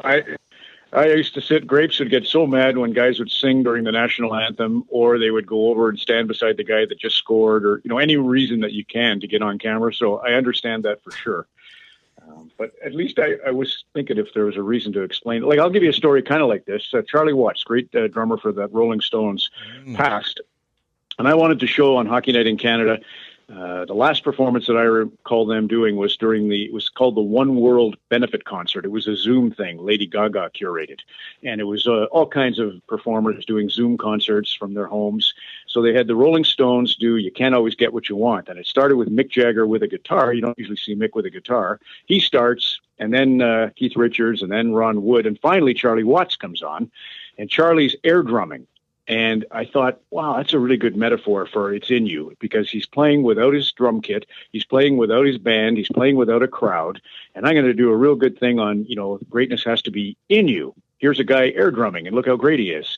Then the guy from a band here in Canada, Blue Rodeo, Glenn Milcham, a drummer, said to me, well, actually, Ronnie was playing. There are sensors in the end of his drumsticks, and there's a software that can identify by the position of the drumstick whether that's the snare or the hi-hat or a cymbal. So I was wrong. Once again, I was completely wrong about something, and thank God I got saved before I went to air with that misstep. You got to understand, they've been in the game 60 years. They got all the hey, they get like blood transfusions and stuff in Switzerland. That's why they're still living, and they so skinny too. They were just in St. Louis. Yeah, they were here like 2 nights ago. I know, like sold out crowd. Sold out crowd. Hey, so listen, Ron, what do you do during the off season? Do you have to go into work? Like, do you work during the off season, or do you get to kick your feet up and just kind of do whatever you want?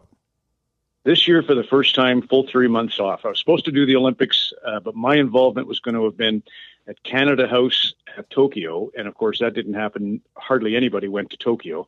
So my show got kiboshed, and that was a 6-hour show that I had done daily during the Tokyo Olympics, and that meant summer off. Couldn't do the Calgary Stampedes, another gig I normally do, but because the hockey ran till July 7th, that overlapped.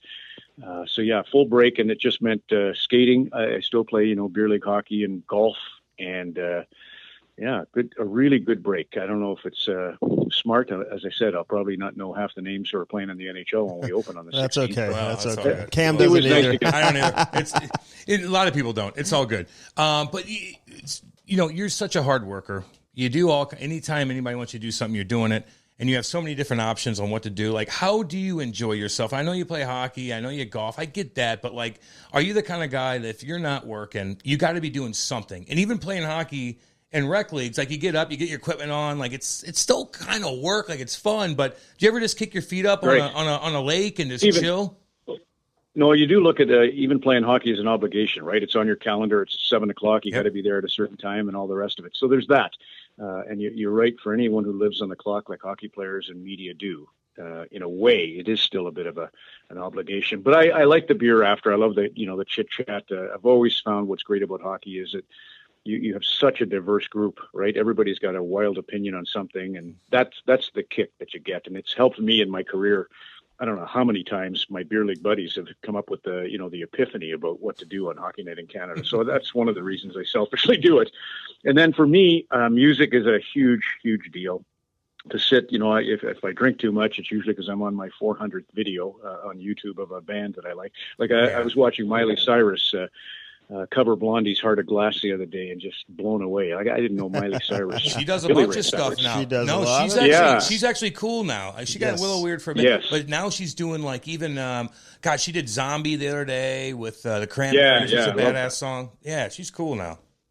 She does one, I think it's Lana Del Rey, Summertime Sadness. Check that one out. Wow. A little techno song. All right, we're gonna check that out. All right, listen, so people, not everyone, I mean, most people, like hockey fans, obviously, like they understand like the gig that you have. I mean, it's such a high-profile position, like Hockey Night in Canada. I mean, it doesn't really get bigger than that, right? It's the equivalent of probably like Monday Night Football, whatever, here down in the States. Can you go do whatever you want? Do you have to like go out in hiding? Are people coming up to you nonstop, Ron, or do you pretty much have some freedom when you want to go out to dinner and hang out? No, you're definitely, whether you realize it or not, I don't think of it that way, and I'm sure you guys are kind of the same. You even though you have that public profile, you forget all the time, and Lord knows I've been caught with my shirt off and a million other things. But you also, it's hockey. So it's tough on Carrie as my wife, and when we get engrossed in a conversation about the Leafs or whatever, that's tedious for her, and that's the only setback. Other than that, I think it's just such a break that everybody thinks you're the guy next door, you're a beer league buddy. So there's a real, I think in Canada, not to downplay us or be self-deprecating, I think there is an innocence about the whole media. I remember the first time, I did an Olympics in '88 in Seoul, Korea, but I don't remember much of it. The next one I did was '92 in Albertville, France. And I was thrown into what they call the kiss and cry at figure skating because Kurt Browning was our ace figure skater, and he was from my neck of the woods, Central Alberta. So they thought Ron can go, and it'll be really great to have Ron from Hockey Night in Canada interview Kurt Browning, the Olympic champion, which didn't happen. But I watched CBS next to me, and the pressure everybody was under. It was a group of freelancers who were all put together, an all-star cast. But, oh, my God, there was intensity. And it was so different from what we were about. Canada was kind of it was very chummy and I think kind of chill. So I'm lucky when I go out and people, they kind of make a fuss, but only to a point. For the most part, and it's funny because so many Canadians end up retiring to St. Louis. When I think of Kelly Chase, I could go on. It's endless, right? Big and time. I think that was always the vibe I got at St. Louis when I first started in my career.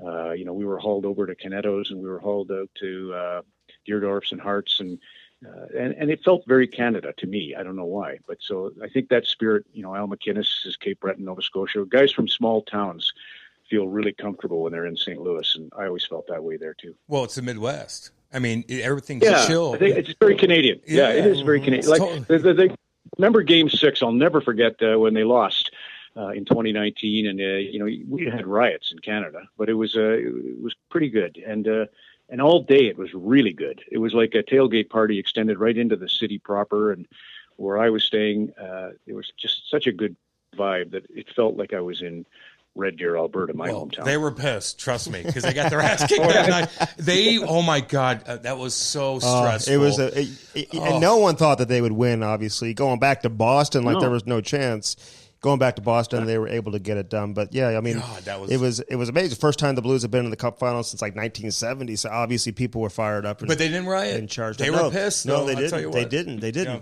So what about the? They were great. They were friendly to us as we walked back. Yeah, and I think about that Game 7, and if it's true, Ryan O'Reilly went to a little pub and played some music the night before the 7th game. Is that true? Do you recall? Well, no, he went to a guitar store and there was like a kid in there, and he bought the kid a guitar. Oh, Ronnie, he's like the coolest cat in the world, just so you know. Like everything about yes, him. I know. Yeah.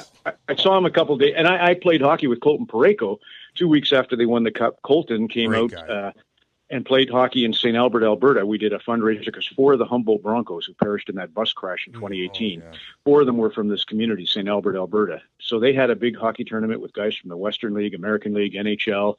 Colton was partnered with Chris Joseph, a former NHLer who lost his son Jackson in the crash. My partner on my team was Nick Holden, who's now over in Ottawa. Yep. But can you imagine? I mean, especially for Parayko, it was like 2 weeks after the Cup. And I remember he wasn't drinking. That's one thing. We were all drinking Corona. I was puking lemons and limes playing hockey. But anyway, he was just such an inspiration. And we played 5 games in 3 days, and I thought, wow, that's a guy. He was drinking before that. Oh, yeah, he had alcohol poisoning. That's why I didn't drink, Ronnie, just so you know. No doubt about it. He deserved it. They were crazy in that parade, too. It just was, they just went loose, and everybody just let them do what they want. I mean, Jordan Bennington driving a scooter around, which... you're like, be careful there, son. No, but guys like Parayko, that's what I love about Ron when people win the Cup. It's like guys who normally you see who are reserved and quiet. It's like it's like their coming out party. They can just kind of be themselves. Guys like David Perron, Colton Parayko, they went absolutely David insane. Perron. Oh, we had him on. We have everybody on the podcast. But yeah, he was the best. But let me say something to you real quick, Ronnie. And you brought up like you guys were different. Hockey Night in Canada was different. It was still different than anything. I'm from Eureka, Missouri.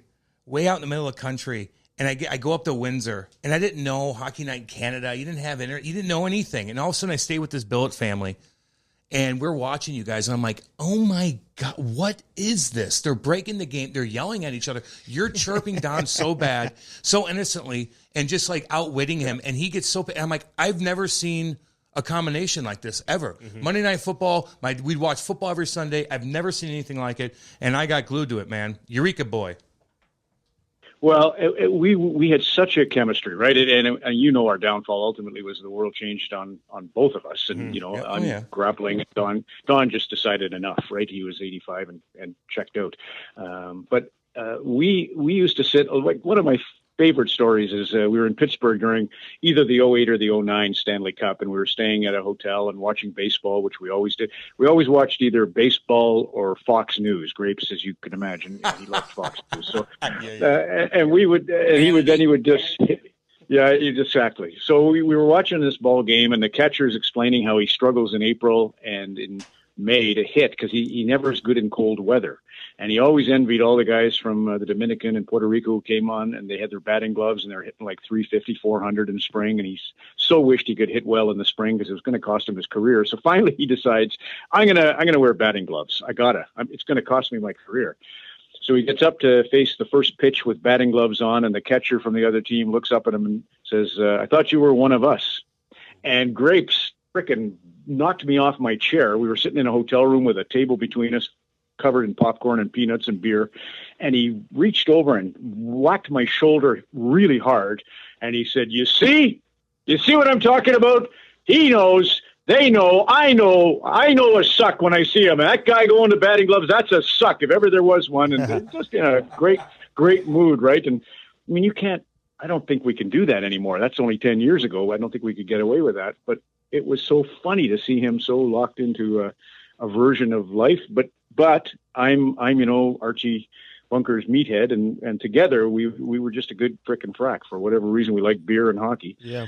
And our politics may have been completely, and that's what, when you had Kevin Bieksa, that's the reason I wrote when I did Andy back in the spring to say how great a guest he was. And one of the things you guys talked about was how for Cam, Kessler and Bieksa would be two guys you'd just absolutely loathe as opponents, and you'd think they were terrible guys. And Kevin has stepped in, and he's just like Grapes. He's kind of that full deal because he's great on mental health stuff. He knows all about, he supports Rick Rippon's foundation, and he was there for Rippon right to the bitter end. And his wife, Katie, is a great author. They're both Grimsby, Ontario kids, but she writes. She's got one published book, Newport Jane, and a new one coming out. And so that he's really deep and funny and tough. I mean, I can't imagine 60 fights in addition to having the touchy-feely kind of personality, but he's got that. Yeah, no, he's got the whole package for sure. Okay, so you kind of touched on it a little bit. And listen, I'm in the media too, obviously, but it's not national television up in Canada. It's different, and it's not Canada. Put it that way. Like, what is the line? Where is the line? Like, how do you know what you can and cannot say anymore? And how nervous are you?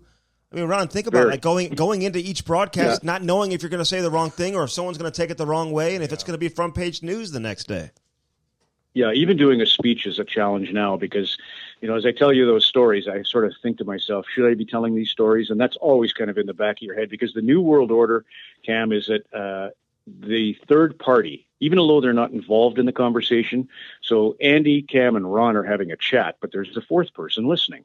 And that fourth person is now, and deservedly, I guess, entitled to their space. If they're offended, they get to contribute to this. And that's the hardest thing for all of us to kind of come to grips with, to learn. It was always, kind of the road to my success was a guy teaching me, you let the guest be the star and you'll shine by extension, Ron. So in a lot of ways, Wayne Heinrich was the guy's name, and he was teaching me, let Don Cherry shine, let Elliot Friedman shine, and you'll look good, Ron, and everybody goes home happy. But the flip on that is that now you're kind of getting off of your own sensibilities, because the key to authenticity is to go with your own sense of humor, your own, likes and dislikes. But you got to kind of pay attention a little more to what the others thinking. And that's, as long as like I got caught in the playoffs making a joke about rum, if you can believe it, a Texas Mickey of rum, and saying Kevin Bieksa's positive, and it somehow was misconstrued as a homophobic slur or a joke about AIDS or something. And I just sat back kind of devastated and thought, well, if that's what someone's thinking, I got to give them, they're good enough to listen to the show or watch the show. They're good enough to have an opinion. And then you got to watch, go crazy and apologize for everything you do wrong, but it's there. It's think about who's listening, and they do get a vote. And that's the new world. Okay. So the rum thing, listen, I remember watching it because I had heard about it and I watched it and I was like confused. I didn't really know what was going on.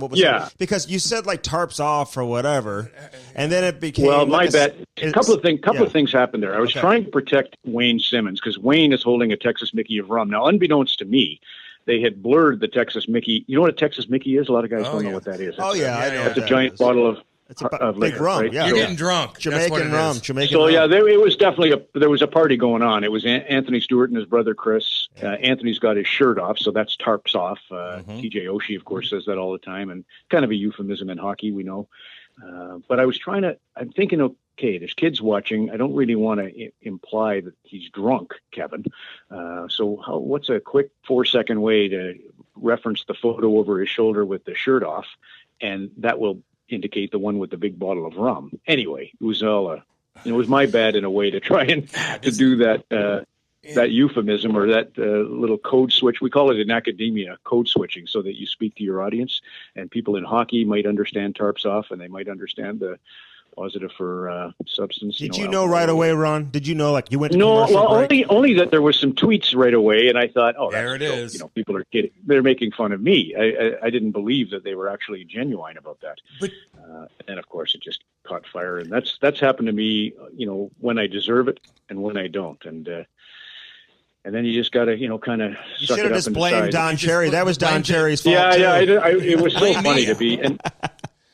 It was also a good lesson, though, guys. In if ever I want to think that I'm, the woke guy that will be leading the transformational charge in ethics in our world, think again, Ron. You might just be the weatherman from Red Deer. Isn't that funny, though, Ron? So a little humility there. But isn't it weird, though, when you sit back and you look at it and you're like, damn, you're a squeaky clean cat. Let's be honest here. You do charity work. I'm not. Ronnie, come on. You're a good man. And isn't it weird? Do you ever sit back sometimes when you do mess up and you see people bashing you and you're like, God, I just went to a children's hospital. I did this. I'm like, and these people think I'm like Satan. And I'm like, I messed up there. I was trying to be funny. Yeah. Well, my mom was good on that one. My mom, first of all, would never let me talk about charity because she said, Ron, it isn't charity if you talk about it. You're not doing a good thing if you have to advertise it. So, and that's players, I mean, players sometimes have to puff their feathers to, for the sake of the role. But on the whole, my mom was really good on that. And so I don't, and I also think the golden rule, do unto others as you'd have done unto you, is a little bit of an unfair rule too, because now it's sort of a bartering. I think you just do the right thing. You don't do unto others as you would have done to you. You just do unto others as should be done. That's kind of, so, I was a referee for a lot of years. I've been in the trenches of the media for a lot of years, and it would be silly to say, okay, I feel sorry for myself because someone doesn't like the cut of my jib. Frick, I should be grateful that half the people did like the cut of my jib. Well, that's the thing, though, Ronnie. I'm looking at a guy like myself. Andy and I own our company. We own Cam Strick Podcast. I'm on a radio show every single day. I host my own show for 2 hours a day, and I don't have that many people looking down upon me. And I always think to myself, in this situation, now you're on a different platform, but for myself, I'm like, if I try to cater to everybody, it's just not going to work. Yeah.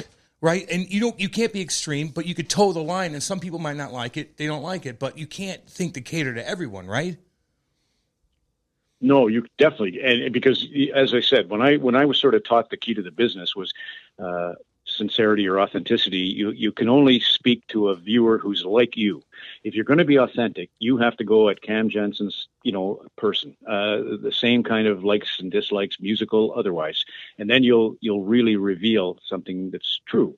So, but in the world that we're in, where we're trying to, really look, it's about so many complicated issues, but in a world where we're trying to make equality sing, kids love equality. I'm sure you experience that with your kids. They're very much fans of the environment and of equity and all these things. I haven't met my kids yet, by the way, Ronnie. I haven't got the phone call from Windsor yet. They're out there though. They're somewhere. No, I'm just joking. I got puppy dogs. But they like this stuff. And I do too. It's just I don't want to lose the.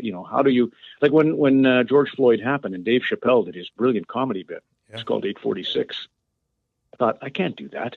And when we meet all the time, we always say there's a difference between appreciating culture and appropriating culture. Yeah. I mean, so that is so challenging, right? How do you respect, let's just say, hip hop music, and without suddenly forcing your way into a place you don't even belong? So it is one complicated dance right now, and yet in a way, it's kind of an exciting dance to be in. All right, I'm curious this. I'm going to ask you a question in a little bit of a different way, because you and Don Cherry worked together for so long.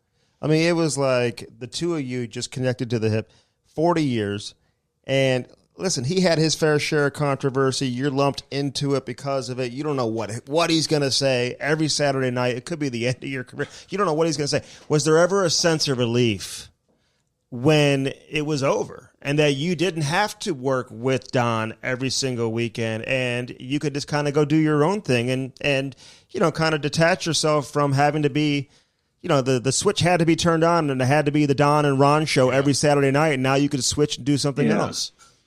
Well, I mean, I do have a couple of other things. The Hometown Hockey's a show we do, and then the Olympics would be a show I would do, or the Stampede. So there was enough of that, where you cut a break and could kind of use maybe your own ideas. But I loved, honestly, there was no question. It was a challenge because Grapes is the kind of guy, Guy Lafleur breaks his leg in 88. And we happened to be watching that, and Don knows that he's broken his leg, or somebody's called him and said he's broken his leg. And I said, well, we got to tell the play-by-play guy, and get this on the air. No, what are you kidding? We're saving that for Coach's Corner. He was so dedicated to his segment. Andy would have done that. Yeah. I would do this. I did the same thing. Yeah, no doubt. Well, let me tell you a story too about, this is a funny exchange between Scott Mellenby and Don Cherry. When Scott came into work just for a couple of times on Hockey Night in Canada. So Grapes, back to batting gloves, Grapes has all these theories. One of them was, any guy that wears a visor is a suck, back in the day when it was your choice. Yeah. So he says to Scott Mellenby, he says, you name me one guy that doesn't wear a visor who's a suck or who's a bad guy. Mm-hmm. One guy. All the guys that don't wear visors are good guys. Come on, you know it, Scott. And Scott said, well, he's not a bad guy, but I'll give you a story, Don, that's kind of a funny one. He says, I went to Atlanta, and first game I play, Mark Savard's on fire. He's got 4 points in the first period and a half. And you know how you're on the bench and you kind of feel some guys looking down the bench at you. And sure enough, I lean back and I look, it's Mark Savard's looking right at me, and he's got 4 fingers in the air, and he says, one more for the mittful. One more. That's all I need for 5, and he says, and Don just loved that story. Scott thought he was telling a story that might make Mark look bad, and Grapes thought it was a great story. And then he says, and Mark used to come into the dressing room and he'd say, Savvy, you're looking good tonight. Come on, boy, the guys need you, and again, Grapes just adored that story. So everything that Scott thought might be off kilter or a sign of somebody that was, not normal, Don saw as absolutely dynamite. And that's what I loved about, my time with Don is, there were times I just sit there like dumbstruck, of course. But on the other hand, I loved that, it made life worth living to have the other side. So like that was the tough part watching the U.S. election, was when everybody was getting their, shorts in a knot, they were so pro one way or the other, right? And it was like, God, chill, everybody. It's you can be full on Republican, you can be a full on Democrat. You're entitled. That's the whole gist of this, so laugh a little. It's respect each other. And with us, respect one another, because otherwise it's just filled like, and that was the only danger for, the role I played sometimes was filled with a bit of arrogance or a bit of, scolding, didactic. I hated that. I wanted it to be clever, funny, but it's hard to be. Oh, it was. Wait. I just went on a 50-minute YouTube segment of YouTube going, and you owned him so bad on some of these times. It was the funniest damn thing. And that's what attracted me as a kid. I'm like, what? These guys are hilarious together. Yeah. Let me ask you this, though. And working in radio for the past 5 years, been retired now. Andy does it every day too. Andy and I work together all the time. Sometimes you get pissy with each other. Sometimes you Sometimes you get fired up a little bit, and you kind of. Is there any time? Not the times where he was embarrassed, where you were like, "Did you just denounce my hockey knowledge or something?" I wanted to drop him at the airport on the way to Calgary. One time we were driving from Edmonton to Calgary during a series, and all that happened was a very simple slight. But we were in the lobby of the Westin Hotel in Edmonton, and I was with my buddies from Red Deer, Alberta, and Don was arguing with Gary Green, used to do color for TSN. Gary Green was a coach, one of the youngest coach, if not the youngest Islanders, coach. right? Islanders, maybe? That's right. Yeah. Well, I knew him from Washington when he broke in, but he probably was Islanders for a while too. Yeah. And anyway, Grapes was in an heated argument in the lobby with him, and then he finished with him, and he was yelling a little bit at Don Koharski too, and then he turns to me, he's, "Let's go." And I said, "Don't give me the let's go. I'm not your valet. I'm not, and so that was me having a hissy fit. And there would be a few more in the early years when I was kind of, feeling insecure about, Don was a god, right? And I was the little weasel or schnauzer that's poking at him. And that didn't go over with everybody, especially Don's diehard fans weren't, too kind to me in the early going. But then I grew up and I kind of learned to laugh. And then we became, I always likened us to two American League defensemen, and not to knock the American League, but I always felt like we were not quite there. We weren't quite as polished as all get out, and we were, but we did have something, that you would enjoy as a team. That for me is what you want, is two guys that would be good on your team.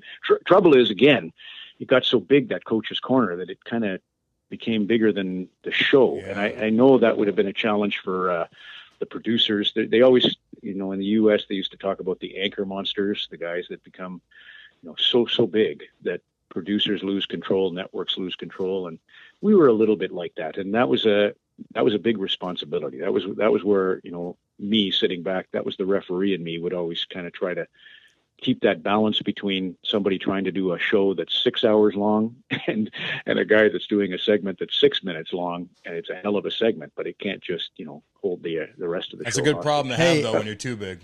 Cam Strick Podcast here for our boy Dan Bellman with Bellman.com. Yeah, baby. You need some new wheels? Why not get a Cadillac, a Buick, a GMC? Yeah. Head out to Troy today. And again, don't forget about Chrysler, Dodge, Jeep, Ram right across the street. No doubt. Right there in Troy, Missouri. Visit them online. Check out their new selection, the pre-owned selection, the best service you will find anywhere in the country. Bellman.com. BEHLMANN.com. Get yourself some new wheels in time for the summer. Yeah. Now back to the interview. Do you think... For sure. Do you think...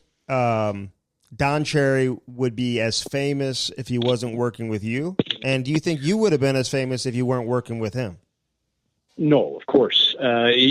First of all, I never saw Don give a bad interview. I remember the night, I wish I could remember who was fired now, but I think it was Steve Casper. Anyway, we were sitting in Vancouver at the Bayshore Hotel, and I'm drinking beer with Don, and all the Boston reporters are calling to get comments from Don Cherry on the firing of Steve Casper. Mm-hmm. And I marveled at him giving each reporter a different anecdote.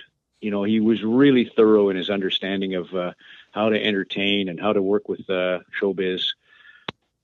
I owe a lot to him, of course. And because I was in that segment that became just so ingrained, Monday Night Football, anybody that ever did that show, all the baseball shows in the old days, Kurt Gowdy and Phil Garagiola, for sure, the Bucks, and, obviously, you can go on about the legends of St. Louis.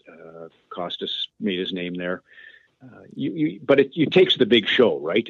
You have to be part of that. To be great, then you have to last. And we had the lucky thing to be on that nice platform, and then 33 years together. That's a long time. Oh. So, of course, my fame is linked to Don. And I would say, his starts with his coaching Bobby Orr. He made a name for himself as a coach. And then he was great with anybody that he ever spoke to. But we had a shtick, so that I think people understood, and leads to him getting a bit of his shine from me. Yeah, well, you guys had a balance, is what you had. Certainly did. And isn't it funny, of all the stuff that you chirp each other on the TV about, when he says "let's go," like you're married to him or something like that, pisses you off more than anything. Isn't that weird how that works? Oh, for sure. We were definitely Felix, whatever the odd couple. I can't even figure the other Costello. Let me ask you this, though. Right? Yeah. And it's just funny how that is, man. And that's with couples and business partners. But what about the players, though? I mean, Andy and I go through this too, and we got to dissect what we see, and we have to be honest, and people expect us to be honest, and you certainly know about that. But like any player that had to sit you down or Don down and say, look, dude, you guys are wrong on this, or anything to general manager, owner, whatever. Well, Grapes had his, what would I say, ilk of player. He wanted toughness. He definitely was carnal in his approach and not, all about statistics and certainly not about, he definitely was about the psychology of the sport. There's no doubt about that.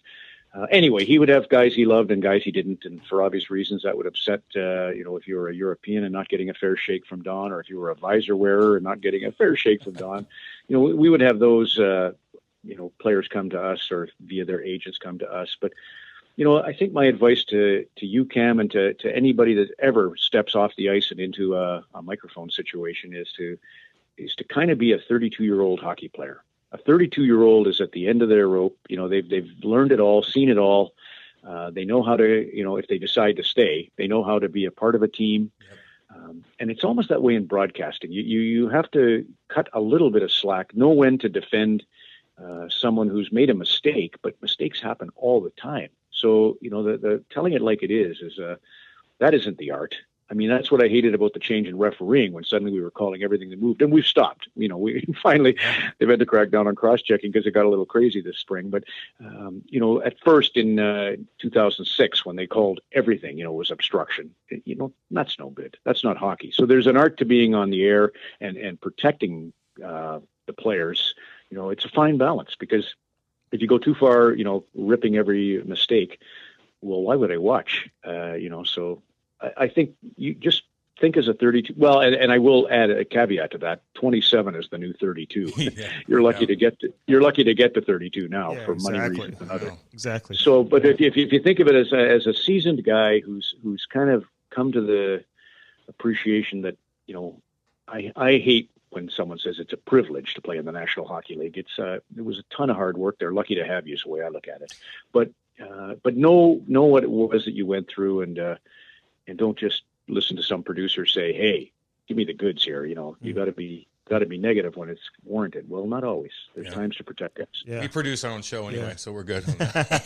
Hey, well, you guys, I love your show. And I don't want you to ever pull punches. Not a chance. But I think Cam. I think you just intuitively know. Yeah. Like I've heard you talk about guys and guys that you disliked and then came to respect, and so on. Your knowledge is the truest knowledge of all. Like when I started, I still believed in coaches giving speeches that, win one for the Gipper.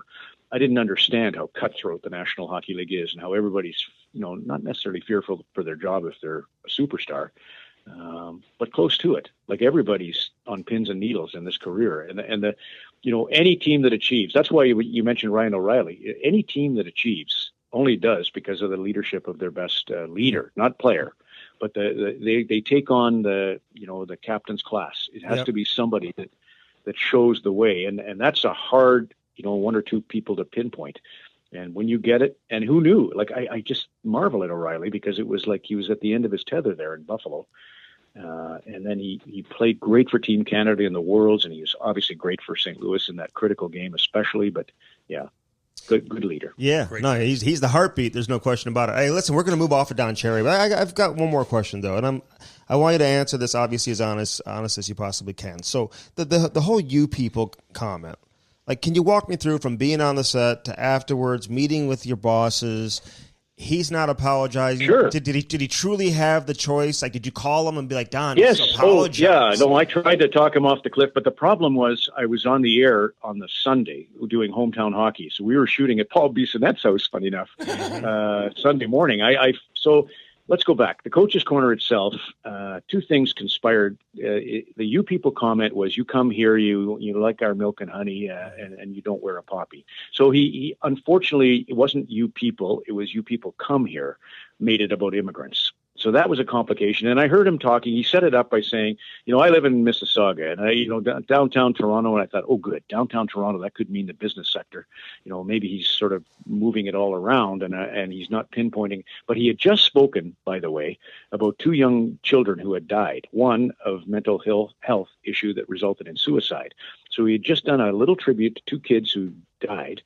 Then he had that comment, and then he was running his, which he does every year on our Remembrance Day, a tribute to the veterans at Vimy Ridge and the Normandy invasion and such, which is fantastic.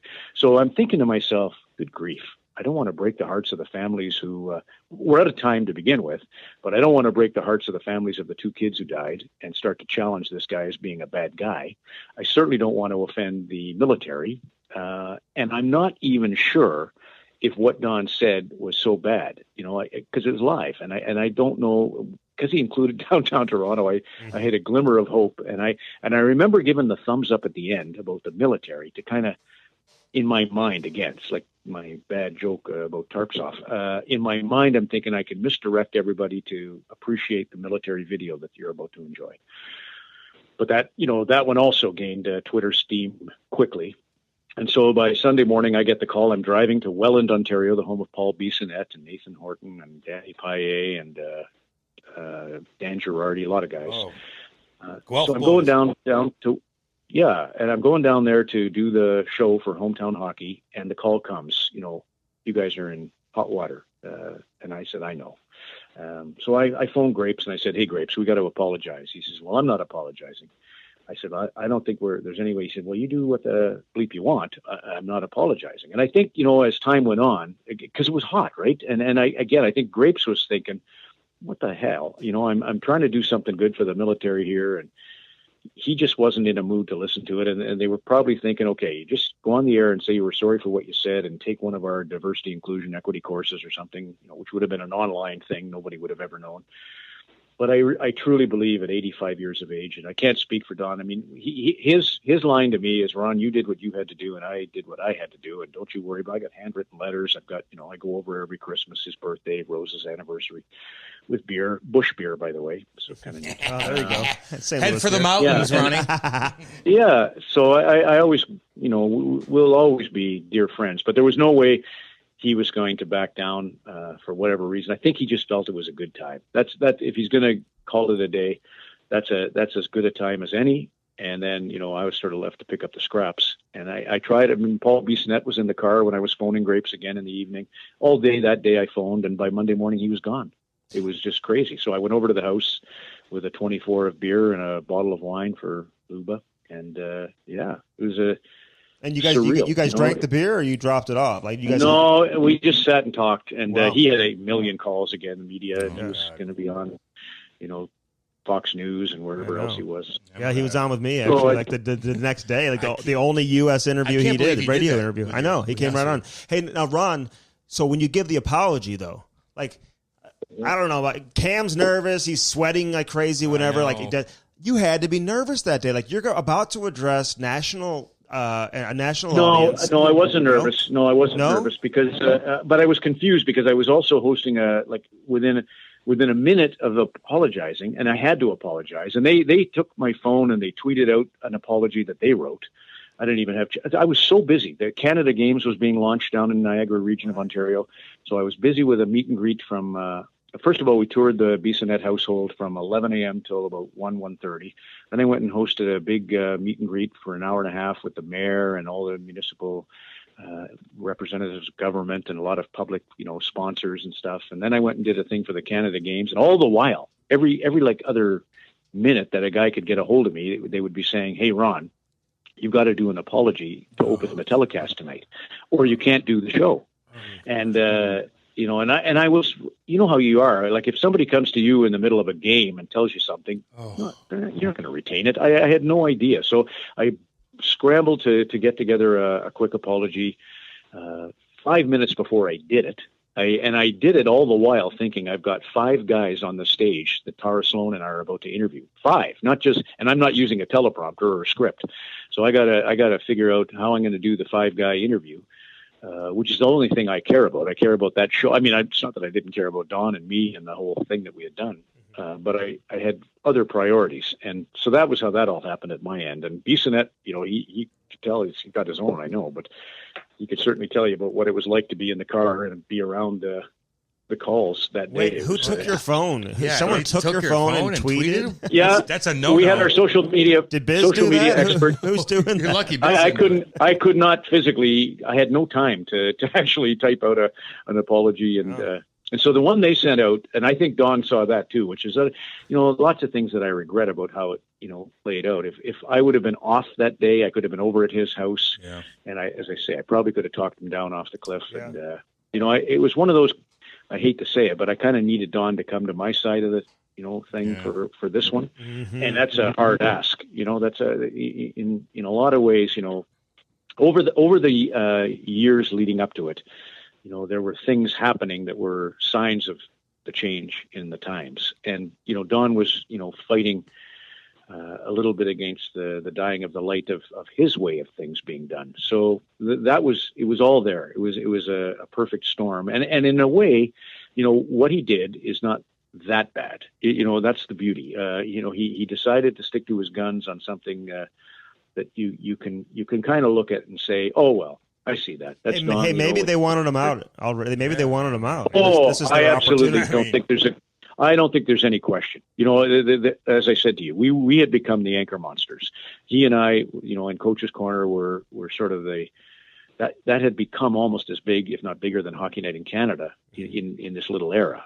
That won't last. But for the time being, it was the brand. It was just as I said, your leaders on the great teams. We had become, whether we were great leaders or not, we had become that to Hockey Night in Canada. So, and I think that, it was, lots of things I could say. Rogers, was a corporate owner versus when we used to be CBC and it was a government run thing. I mean, they weren't government run per se, but in a lot of ways they were. A lot of the money for CBC comes from the government, and there's a board of directors that reports to the government. And that was actually a break because, let's just say we're talking Trump Biden as an analogy. You would have, Trump would have swept in and supported Don in a heartbeat. And that was the case in Canada. The conservative side of our government would have been pro-Don, pro-business, pro-free speech, even though that's, again, you have to put always hate speech in with free speech. But, it was probably a safer environment for Don when we were just a government broadcast. When we became a corporate-run entity, now you got a phone company, a fiber optics company, living on pins and needles with public opinion. So that might have been a harder time for Don to survive. And in the end, as I say, I don't think that had anything to do with this, but it certainly was a part of it. And it was also Don just saying, you know what, peace, I'm out. Yeah. You've done that much. You're like, I'm stubborn. He's 85. I don't He's care. like, I'm not. Hey, let me ask you a real serious question, though, Ronnie. I want you to be honest with me on this. How was Biz's house, and what did it smell like? I really want to know. Was it disgusting? No, it was the cutest thing because his last Christmas gift before he moved off and became famous was a Wayne Gretzky Easton hockey stick. He wanted one of those shiny. Imagine Paul Beeson thinking he deserves a Wayne Gretzky stick. But so I went to the bedroom. I went to his bedroom. Yeah, that's right. It was silver, shiny silver. gray, I love silver. it. Yeah. And so that his dad had placed it under his bed. Or maybe it was under the couch that they placed it. So Christmas morning, he was quite disappointed he didn't get it. And then they told the story of, there seems to be something sticking out under the couch there. And sure enough, it was the Gretzky stick. Yeah, it was a great, it was a great comfort actually to be with Biz because, I'm going through hell. And we went for beer afterwards. I was sad about Don, but I wasn't going to let it get in the way of my beer. So we went to a local bar. Geez, it's right on the tip of my tongue. It's like Traders. Anyway, and we drank OV. Old Vienna is the beer of Welland, Ontario. And they say you can't spell love without OV. Trappers. That was the name of it. Trapper. Yeah, and had drank OV. Yeah. Well, there you go.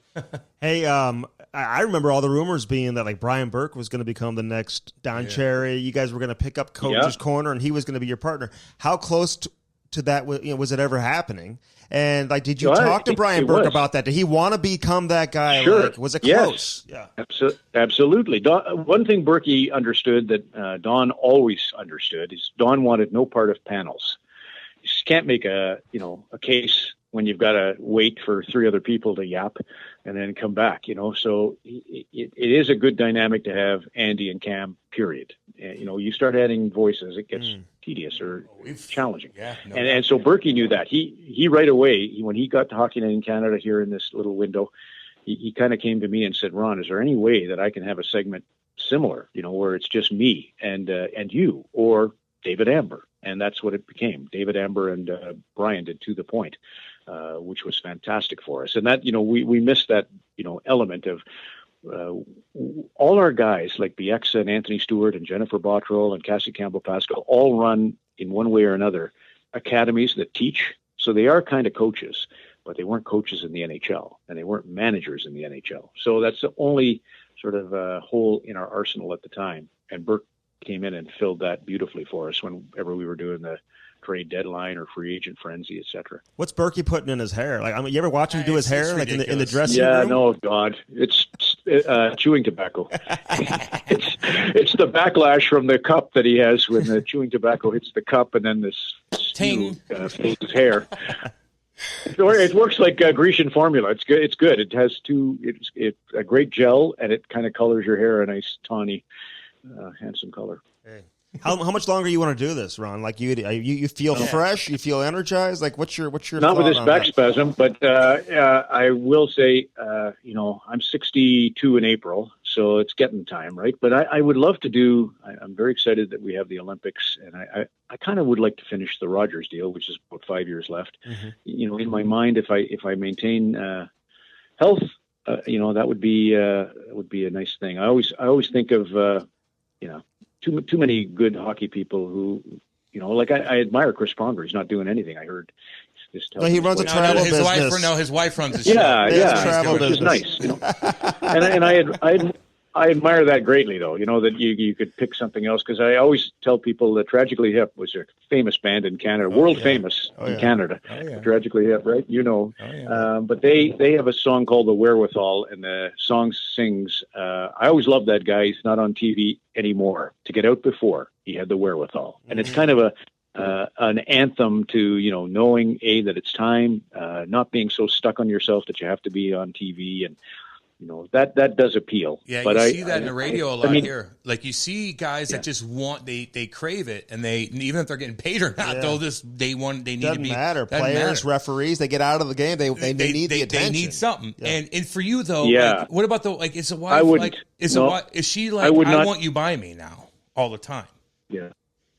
I just love, it's enjoyment to work with Kevin now as he starts his journey. And the gang that we have. So that's all for me. I think, I was really lucky in all the sports I covered to work with some unbelievable analysts and people. So that would be hard to miss in a way, but I honestly wouldn't miss it. The beer fridge in my house doesn't know where I go when I leave the house. So, and I use that loosely. I don't want to make light of the fact. You're good. You're on our podcast. Yeah. Hey, you like that? You like that paycheck too, Ron? Let's be honest. Okay. Like, is that that's not bad. Yeah, I do. But that's not it for, the what's in it for the talent is always the doing it for sure. The creating, like I've been working all summer to think, what am I going to do on show one? And hopefully it comes to you. It never, it's no good to, work yourself into a frenzy about such shit. But I do think long and hard about, what would be fun to like I told you the Charlie Watts story, but it kind of fell apart when I found out the drum kit was actually a computer generated. It was because Charlie's wife did not like him practicing in the house, so that's why he had the computer-generated drum kit. Hey Ron, when you're done, when you're done, I want you to do like the pen flip, like Dave Hodge. I just want you to throw the pen. What's that? And because that's how you got hired. That's how you got the job, right? Because he was like, which is so funny. I watched the video, like. They were going to the news, and there was like a Montreal Canadiens game that was going into overtime, and he was like pissed off that they weren't going to the overtime, and they were going to the news. So he's like, I don't know who makes these decisions around here, and he flips the pen, and then he got fired for that, right? Absolutely, and I was there that night. I was in the room next to him because I was also at Hockey Night by then, but He was, of course, the main host. And Scott Mellanby, ironically, had scored the goal to send it to overtime over in Montreal. He was playing for the Philadelphia Flyers. Love him. We love Scotty. Yeah, he's a great guy. Yeah, so that was a wild one. And you can imagine, if there was Twitter, social media back in the day, not a chance Dave would have been let go. So I often thought when the Don thing went down, I kind of came in as a dink. I was replacing a great broadcaster and a legendary, influence at Hockey Night. I was kind of coming in and taking the role, which was a lousy thing, and the Don thing was a lousy thing. So that just shows you how hard it is. You don't. I didn't dream of any of that. I just was a guy. I actually started as a DJ spinning records, playing, really host. And then just got picked up by John Shannon, a guy at Hockey Night in Canada, saw me do the TV weather of all things, and said, "Come down and audition to host the Calgary Flames games." And it was just like all crazy. Wow. So none of it was ever really my dream. I wanted to be a teacher. I was going to go to university, but I got plucked out of my backyard to go do this radio DJing, just because I used to do it at my high school as a lark at noon hour. We all took turns spinning records, and it's been a crazy, happenstance life. But it isn't always easy, like the pro game, like Cam, playing. It sounds glamorous, but it was really easy for me, Ronnie. Really easy, especially getting a puck out of the zone with Datsuk gets on the ice. That was great. So difficult. Hey, is there any time where, real quick, like if you guys doing it just something, and all of a sudden he says something controversial, but it's so damn funny to where you can't laugh, you got to keep the thing going, but it's so funny. Like, is there any times where you just had to control yourself, have a little bit of a break, regroup, and kind of get back at it? Well, my favorite on that is, and it wasn't so bad, but I wasn't even sure if it was so bad. So the situation is this. Boston is playing Edmonton in 1990 in the Stanley Cup. And Don, before the series, predicts, now they don't have Gretzky anymore. Don predicts that Boston will win the series. He's the old Bruins coach, so no big surprise, and it's not going to offend or cause a lot of outrage that he picked Boston. But he picked Boston. First game went to triple overtime. Peter Klima in OT scores. Edmonton wins game 2. So they come home with a 2-0 lead in the final. And on the off day, there was 2 days between games 2 and 3. Don goes down to Banff, Alberta, to visit Glenn Sather. He's invited by Glenn Sather and Ralph Mellanby. God, Scott Mellanby. This is Scott Mellanby. I'm telling you. Scotty's listening too. Listens to all this, by the way. Yeah, Scott's dad, Ralph, and Glenn Sather are having a little get-together in Banff. And so Don Cherry goes down there, and the guy that's there named Craig Allen. Craig Allen has a dog named Watson, and Watson is a bull terrier. You know, bull terrier, Spuds McKenzie. 90s, the kind of dogs. Budweiser, baby. Yeah, Don had one called Blue. He had a couple called Blue with the same breed. But they're bull terrier. Anyway, this guy, Craig Allen, who's attending this get-together with Mellanby and Sather and Cherry, he has a dog called Watson, who's a bull terrier, and he's wearing an Edmonton Oilers sweater. And Don takes a picture with Watson on his lap. And I know this is a confusing story, but I know exactly. A picture of Don with a bull terrier with an Oilers sweater appears in the Edmonton Sun the morning of Game 3. So I said to Don, well, I got to show this to the viewer. It's kind of funny. You're picking Boston to win the cup. They're down 2-0 in the series, and now suddenly you're cheering for the Oilers. What is this? He says, well, he's all right. You show it, but don't you get into it. In other words, don't make fun of my dog, Blue, or, you're going to be a blood stain on the carpet. So we go on the coach's corner, and I said, well, here it is, Don, the cover of the Edmonton Sun, you with Blue in an Oilers sweater. And we're all a bit confused. I know it's not blue, but I say it's blue. Blue in an Oilers sweater. And you said Boston would win the cup. They're down in a 2-0 hole, and suddenly you've switched your allegiance. How do you explain to Canadians this bandwagon performance? And Don says, Ron, something awful's happened here. I've seen it happen to other guys, but I never dreamt. It's a terrible thing, and I'll tell you why it's terrible. They run that photo in the Toronto Sun, too. And Blue, back in Mississauga, she's seen it this morning. Rose says she hasn't come out of the corner of the dining room all morning. She's not eaten her breakfast. Reporters are phoning the house wanting to know how come Don's cheering for Edmonton now, and Blue won't talk to the reporters, and that's not like my girl Blue. Anyway, what happened is, you go to a party, some dame sits on your lap, some guy takes a photograph. Glenn Sather took the photo, said he'd never show it to anybody, and they run it in the Sun. They run it in the Toronto Sun. And, it's just terrible how Blue feels. And Blue, I know you're watching Coach's Corner. You never miss Coach's Corner, the only thing worth watching on hockey night. I just want you to know, Blue, that bitch didn't mean a thing to me. and when he said that, I just thought and the whole crew broke down laughing. I thought, is that right or wrong? And of course it was fine, but I was so green. I didn't know that was right.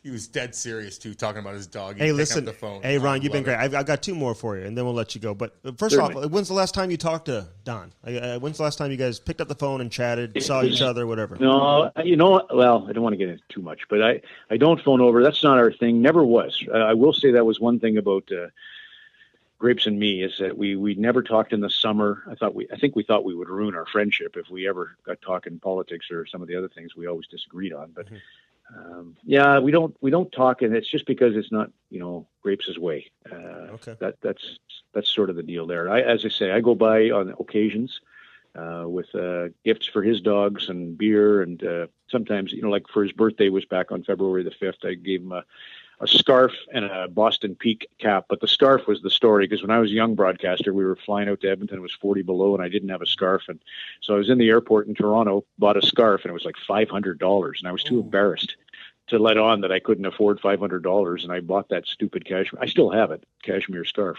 So I bought Don a cashmere scarf for his birthday. Would you get him a Louis Vuitton? Yeah. Something like that. Okay, yeah. Nice. You got him a nice one. But it was the story behind the story, right? And then that's how he Grapes is more a handwritten letter guy. Yeah, if you can believe it, that he is an email guy, and so. No, he still has the old school answering machine at his house. I remember calling him. Hey, it's great. That's right. That's right. Hey, leave a message after the beep. Toodaloo. Yeah. All right, the last thing for you. So Gary Bettman, some of your interviews that you've had with him on Hockey Night in Canada have been legendary. Some confrontational, whatever. How much do you enjoy those sit downs, and what do you make out of them? Do you and Gary get along off camera, and does he? I mean, he has to know that you're going to be coming. Firing. Well, it really depends. Again, I caught a lot of heat for not asking about the Chicago situation when we did Game 5 of the Stanley Cup this year. But the reason I didn't is, first of all, he'd addressed it. Second of all, you don't go to secondhand sources on a story like that. You don't ask for character references. You don't ask, you really got to be careful. I don't think there's enough education for journalists on trauma. Interviews. But that is not the place to shift the balance of power to Gary or anyone else disconnected from the story. And I know that. I should have probably, to save myself, I could have said, we're going to leave that story alone and deal with it in a different situation or at a different time, because you've said you're waiting for the Block Jenner report. That would have been shrewd on my part. I kind of, again, made a mistake there. But, I just felt we're 4 minutes. It was a shorter time span than we normally have. It was the night the cup could have been presented. It was Game 4. I take it back. It was Game 4. Montreal won. But I always would challenge Gary on players' rights. That's all the arguments through the years were about the salary cap for the most part. And I'm a vehement opponent of a salary cap. But that's long gone.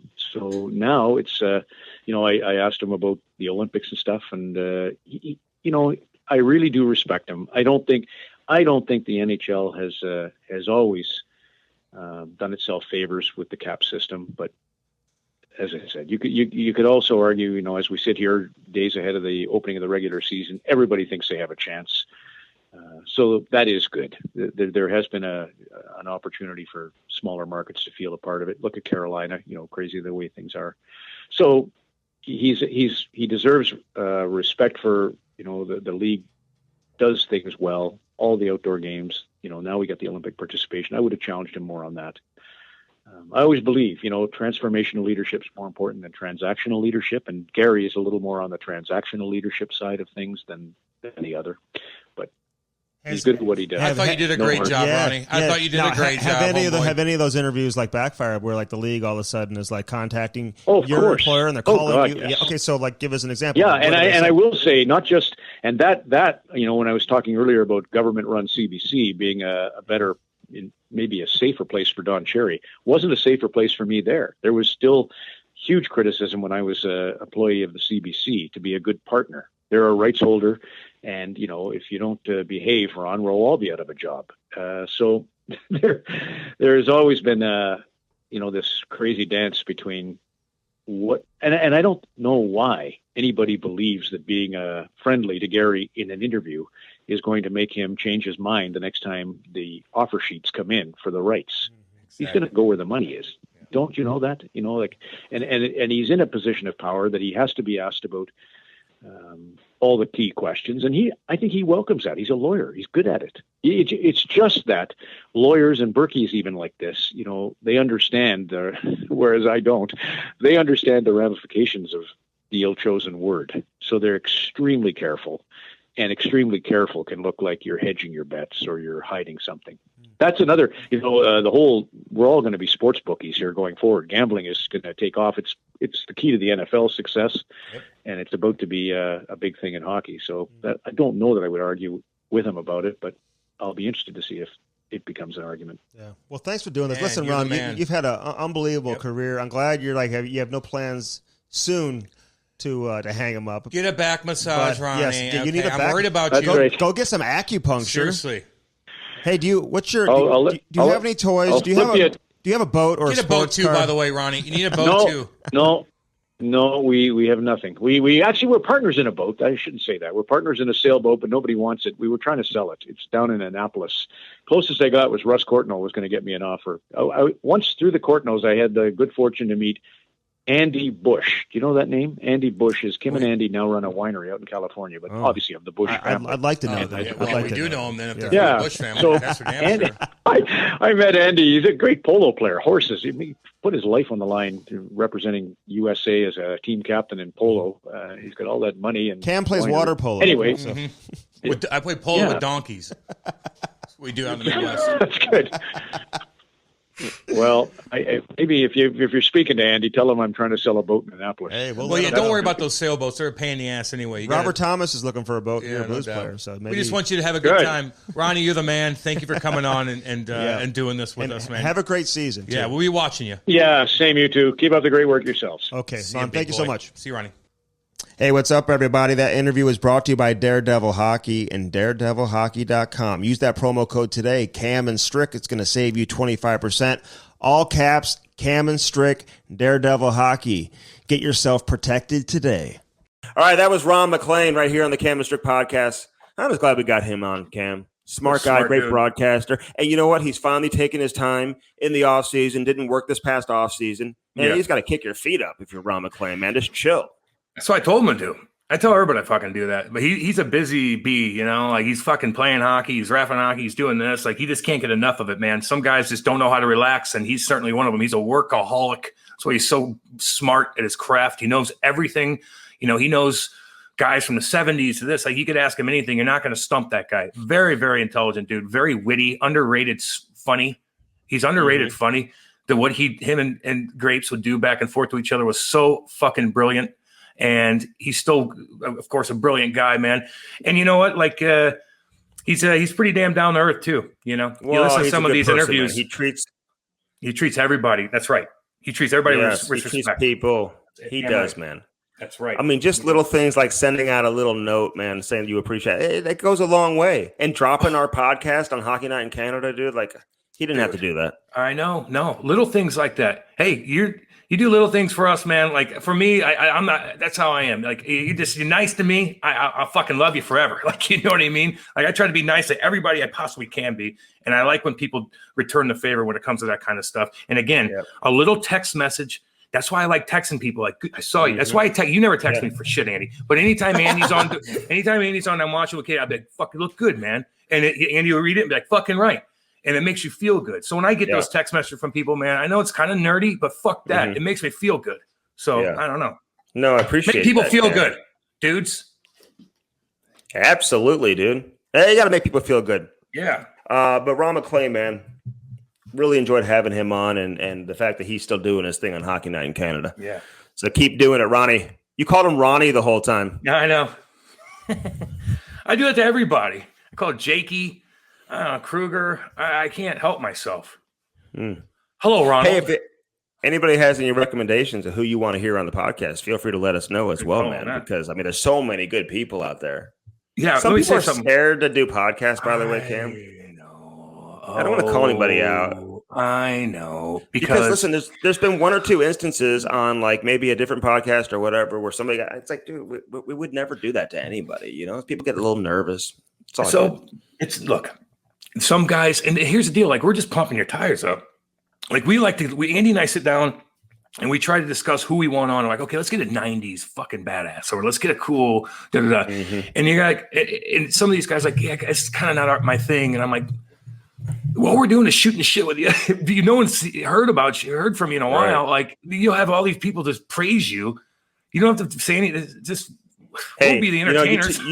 You talk about having some, to where you feel good about yourself. Well, we've had people who they were like, I don't know, I've never really done a podcast, but I guess I'll come on with you guys, whatever. They come on and they're like, man, it was so therapeutic. I know. It was so much fun. And the reaction and the attention they got from people for even just a handful of days, man, made them feel so good about themselves. Yep. So that's kind of what we do. We kind of make you feel good, Cam. That's what it is, baby. No, that's what it is. Now we're gonna have to ask some questions on some shit. Like it is what it is, depending on who we're having on. Like we got to dig deep into some shit. We can't be a pussy either. But but most of the time it's like, dude, let's relive what you went through. Yeah. And have people like just think about you that they haven't seen and heard from you in a while. And I don't know. It doesn't have to be nefarious. All right, couple business notes here real quick. Again, camandstrick.com. Check that out. The Cam Strick Podcast brought to you by HairClub, hairclub.com. Again, over 1,200 locations, almost 1,000 different solutions for whatever you need, man. Go in and get that consultation. They'll treat you the right way, so do that. CarShield and carshield.com, 800-857-2481. Again, support all the sponsors. Get to MyBookie today, mybookie.ag. Use that promo code Cam Strick. Sign up today and bet along with us, man, and follow our Instagram and check out our stories, Twitter, everything, man, and you'll see, what our picks are, man. Gamble along with us. And again, they're doubling your money right now. You got to use that promo code Cam Strick, and they're going to double your money. You put in $100, you'll instantly have 200. You put 500, you'll have 1,000. They're going to double it up to $1,000. You put $1,000 in, you're going to get 2,000 right off the bat. So that's pretty good right there. Bellman.com against Dan Bellman out there in Troy, Missouri. They've got the Buick GMC. They got the Chrysler Dodge Jeep Ram on the other side of the street, all in Troy. They've got something for everybody over there with Bellman.com. Say hi to Kenny. Say hi to Dale. Say hi to Dan. And the best customer service. Real quick, Cam, 5 seconds. Can you explain the customer service that you're going to get? No swinging dicks there. You guys know what I mean by that by now, right? Like you're comfortable going in there. Okay, that's it. Ain't no swinging. You're comfortable. That's right. That's right. Daredevil Hockey, get that protection. Use that promo code Cam and Strick, all caps. It's going to save you a lot of money. Again, don't be ended up in the emergency room. Local legend. Everybody knows a local legend, man. Be a local legend on Instagram. Check them out at Be a Local Legend. Their website, www.bealocallegend. And this stuff is incredible. Great material, too, by the way. There's something to be said for that. When you have a T-shirt or you get a sweatshirt and it's the right material, there's something to be said for that. Yeah, I'm picky about that shit. It kind of lays on you. Yeah, that's why I like you. Yeah, I like we that. Do. We love that. My custom sports chair. My custom sports chair, the best Christmas gift you can get for anybody. So check that out. Use that promo code Cam and Strick 20. Cam and Strick 20 is going to save you 20%. So again, mybookie.ag, HairClub, all our sponsors, man. We appreciate everybody.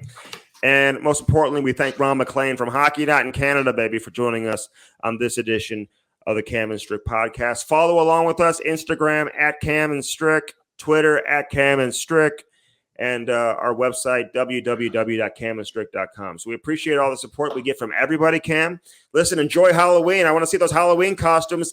Send us some pictures in your costumes and what you're doing for Halloween. We want to see that too. So everybody enjoy the holiday. Be safe. For Cam James, I'm Andy Strickland. We'll do it again next time on the Cam Strick Podcast, presented by HairClub, baby.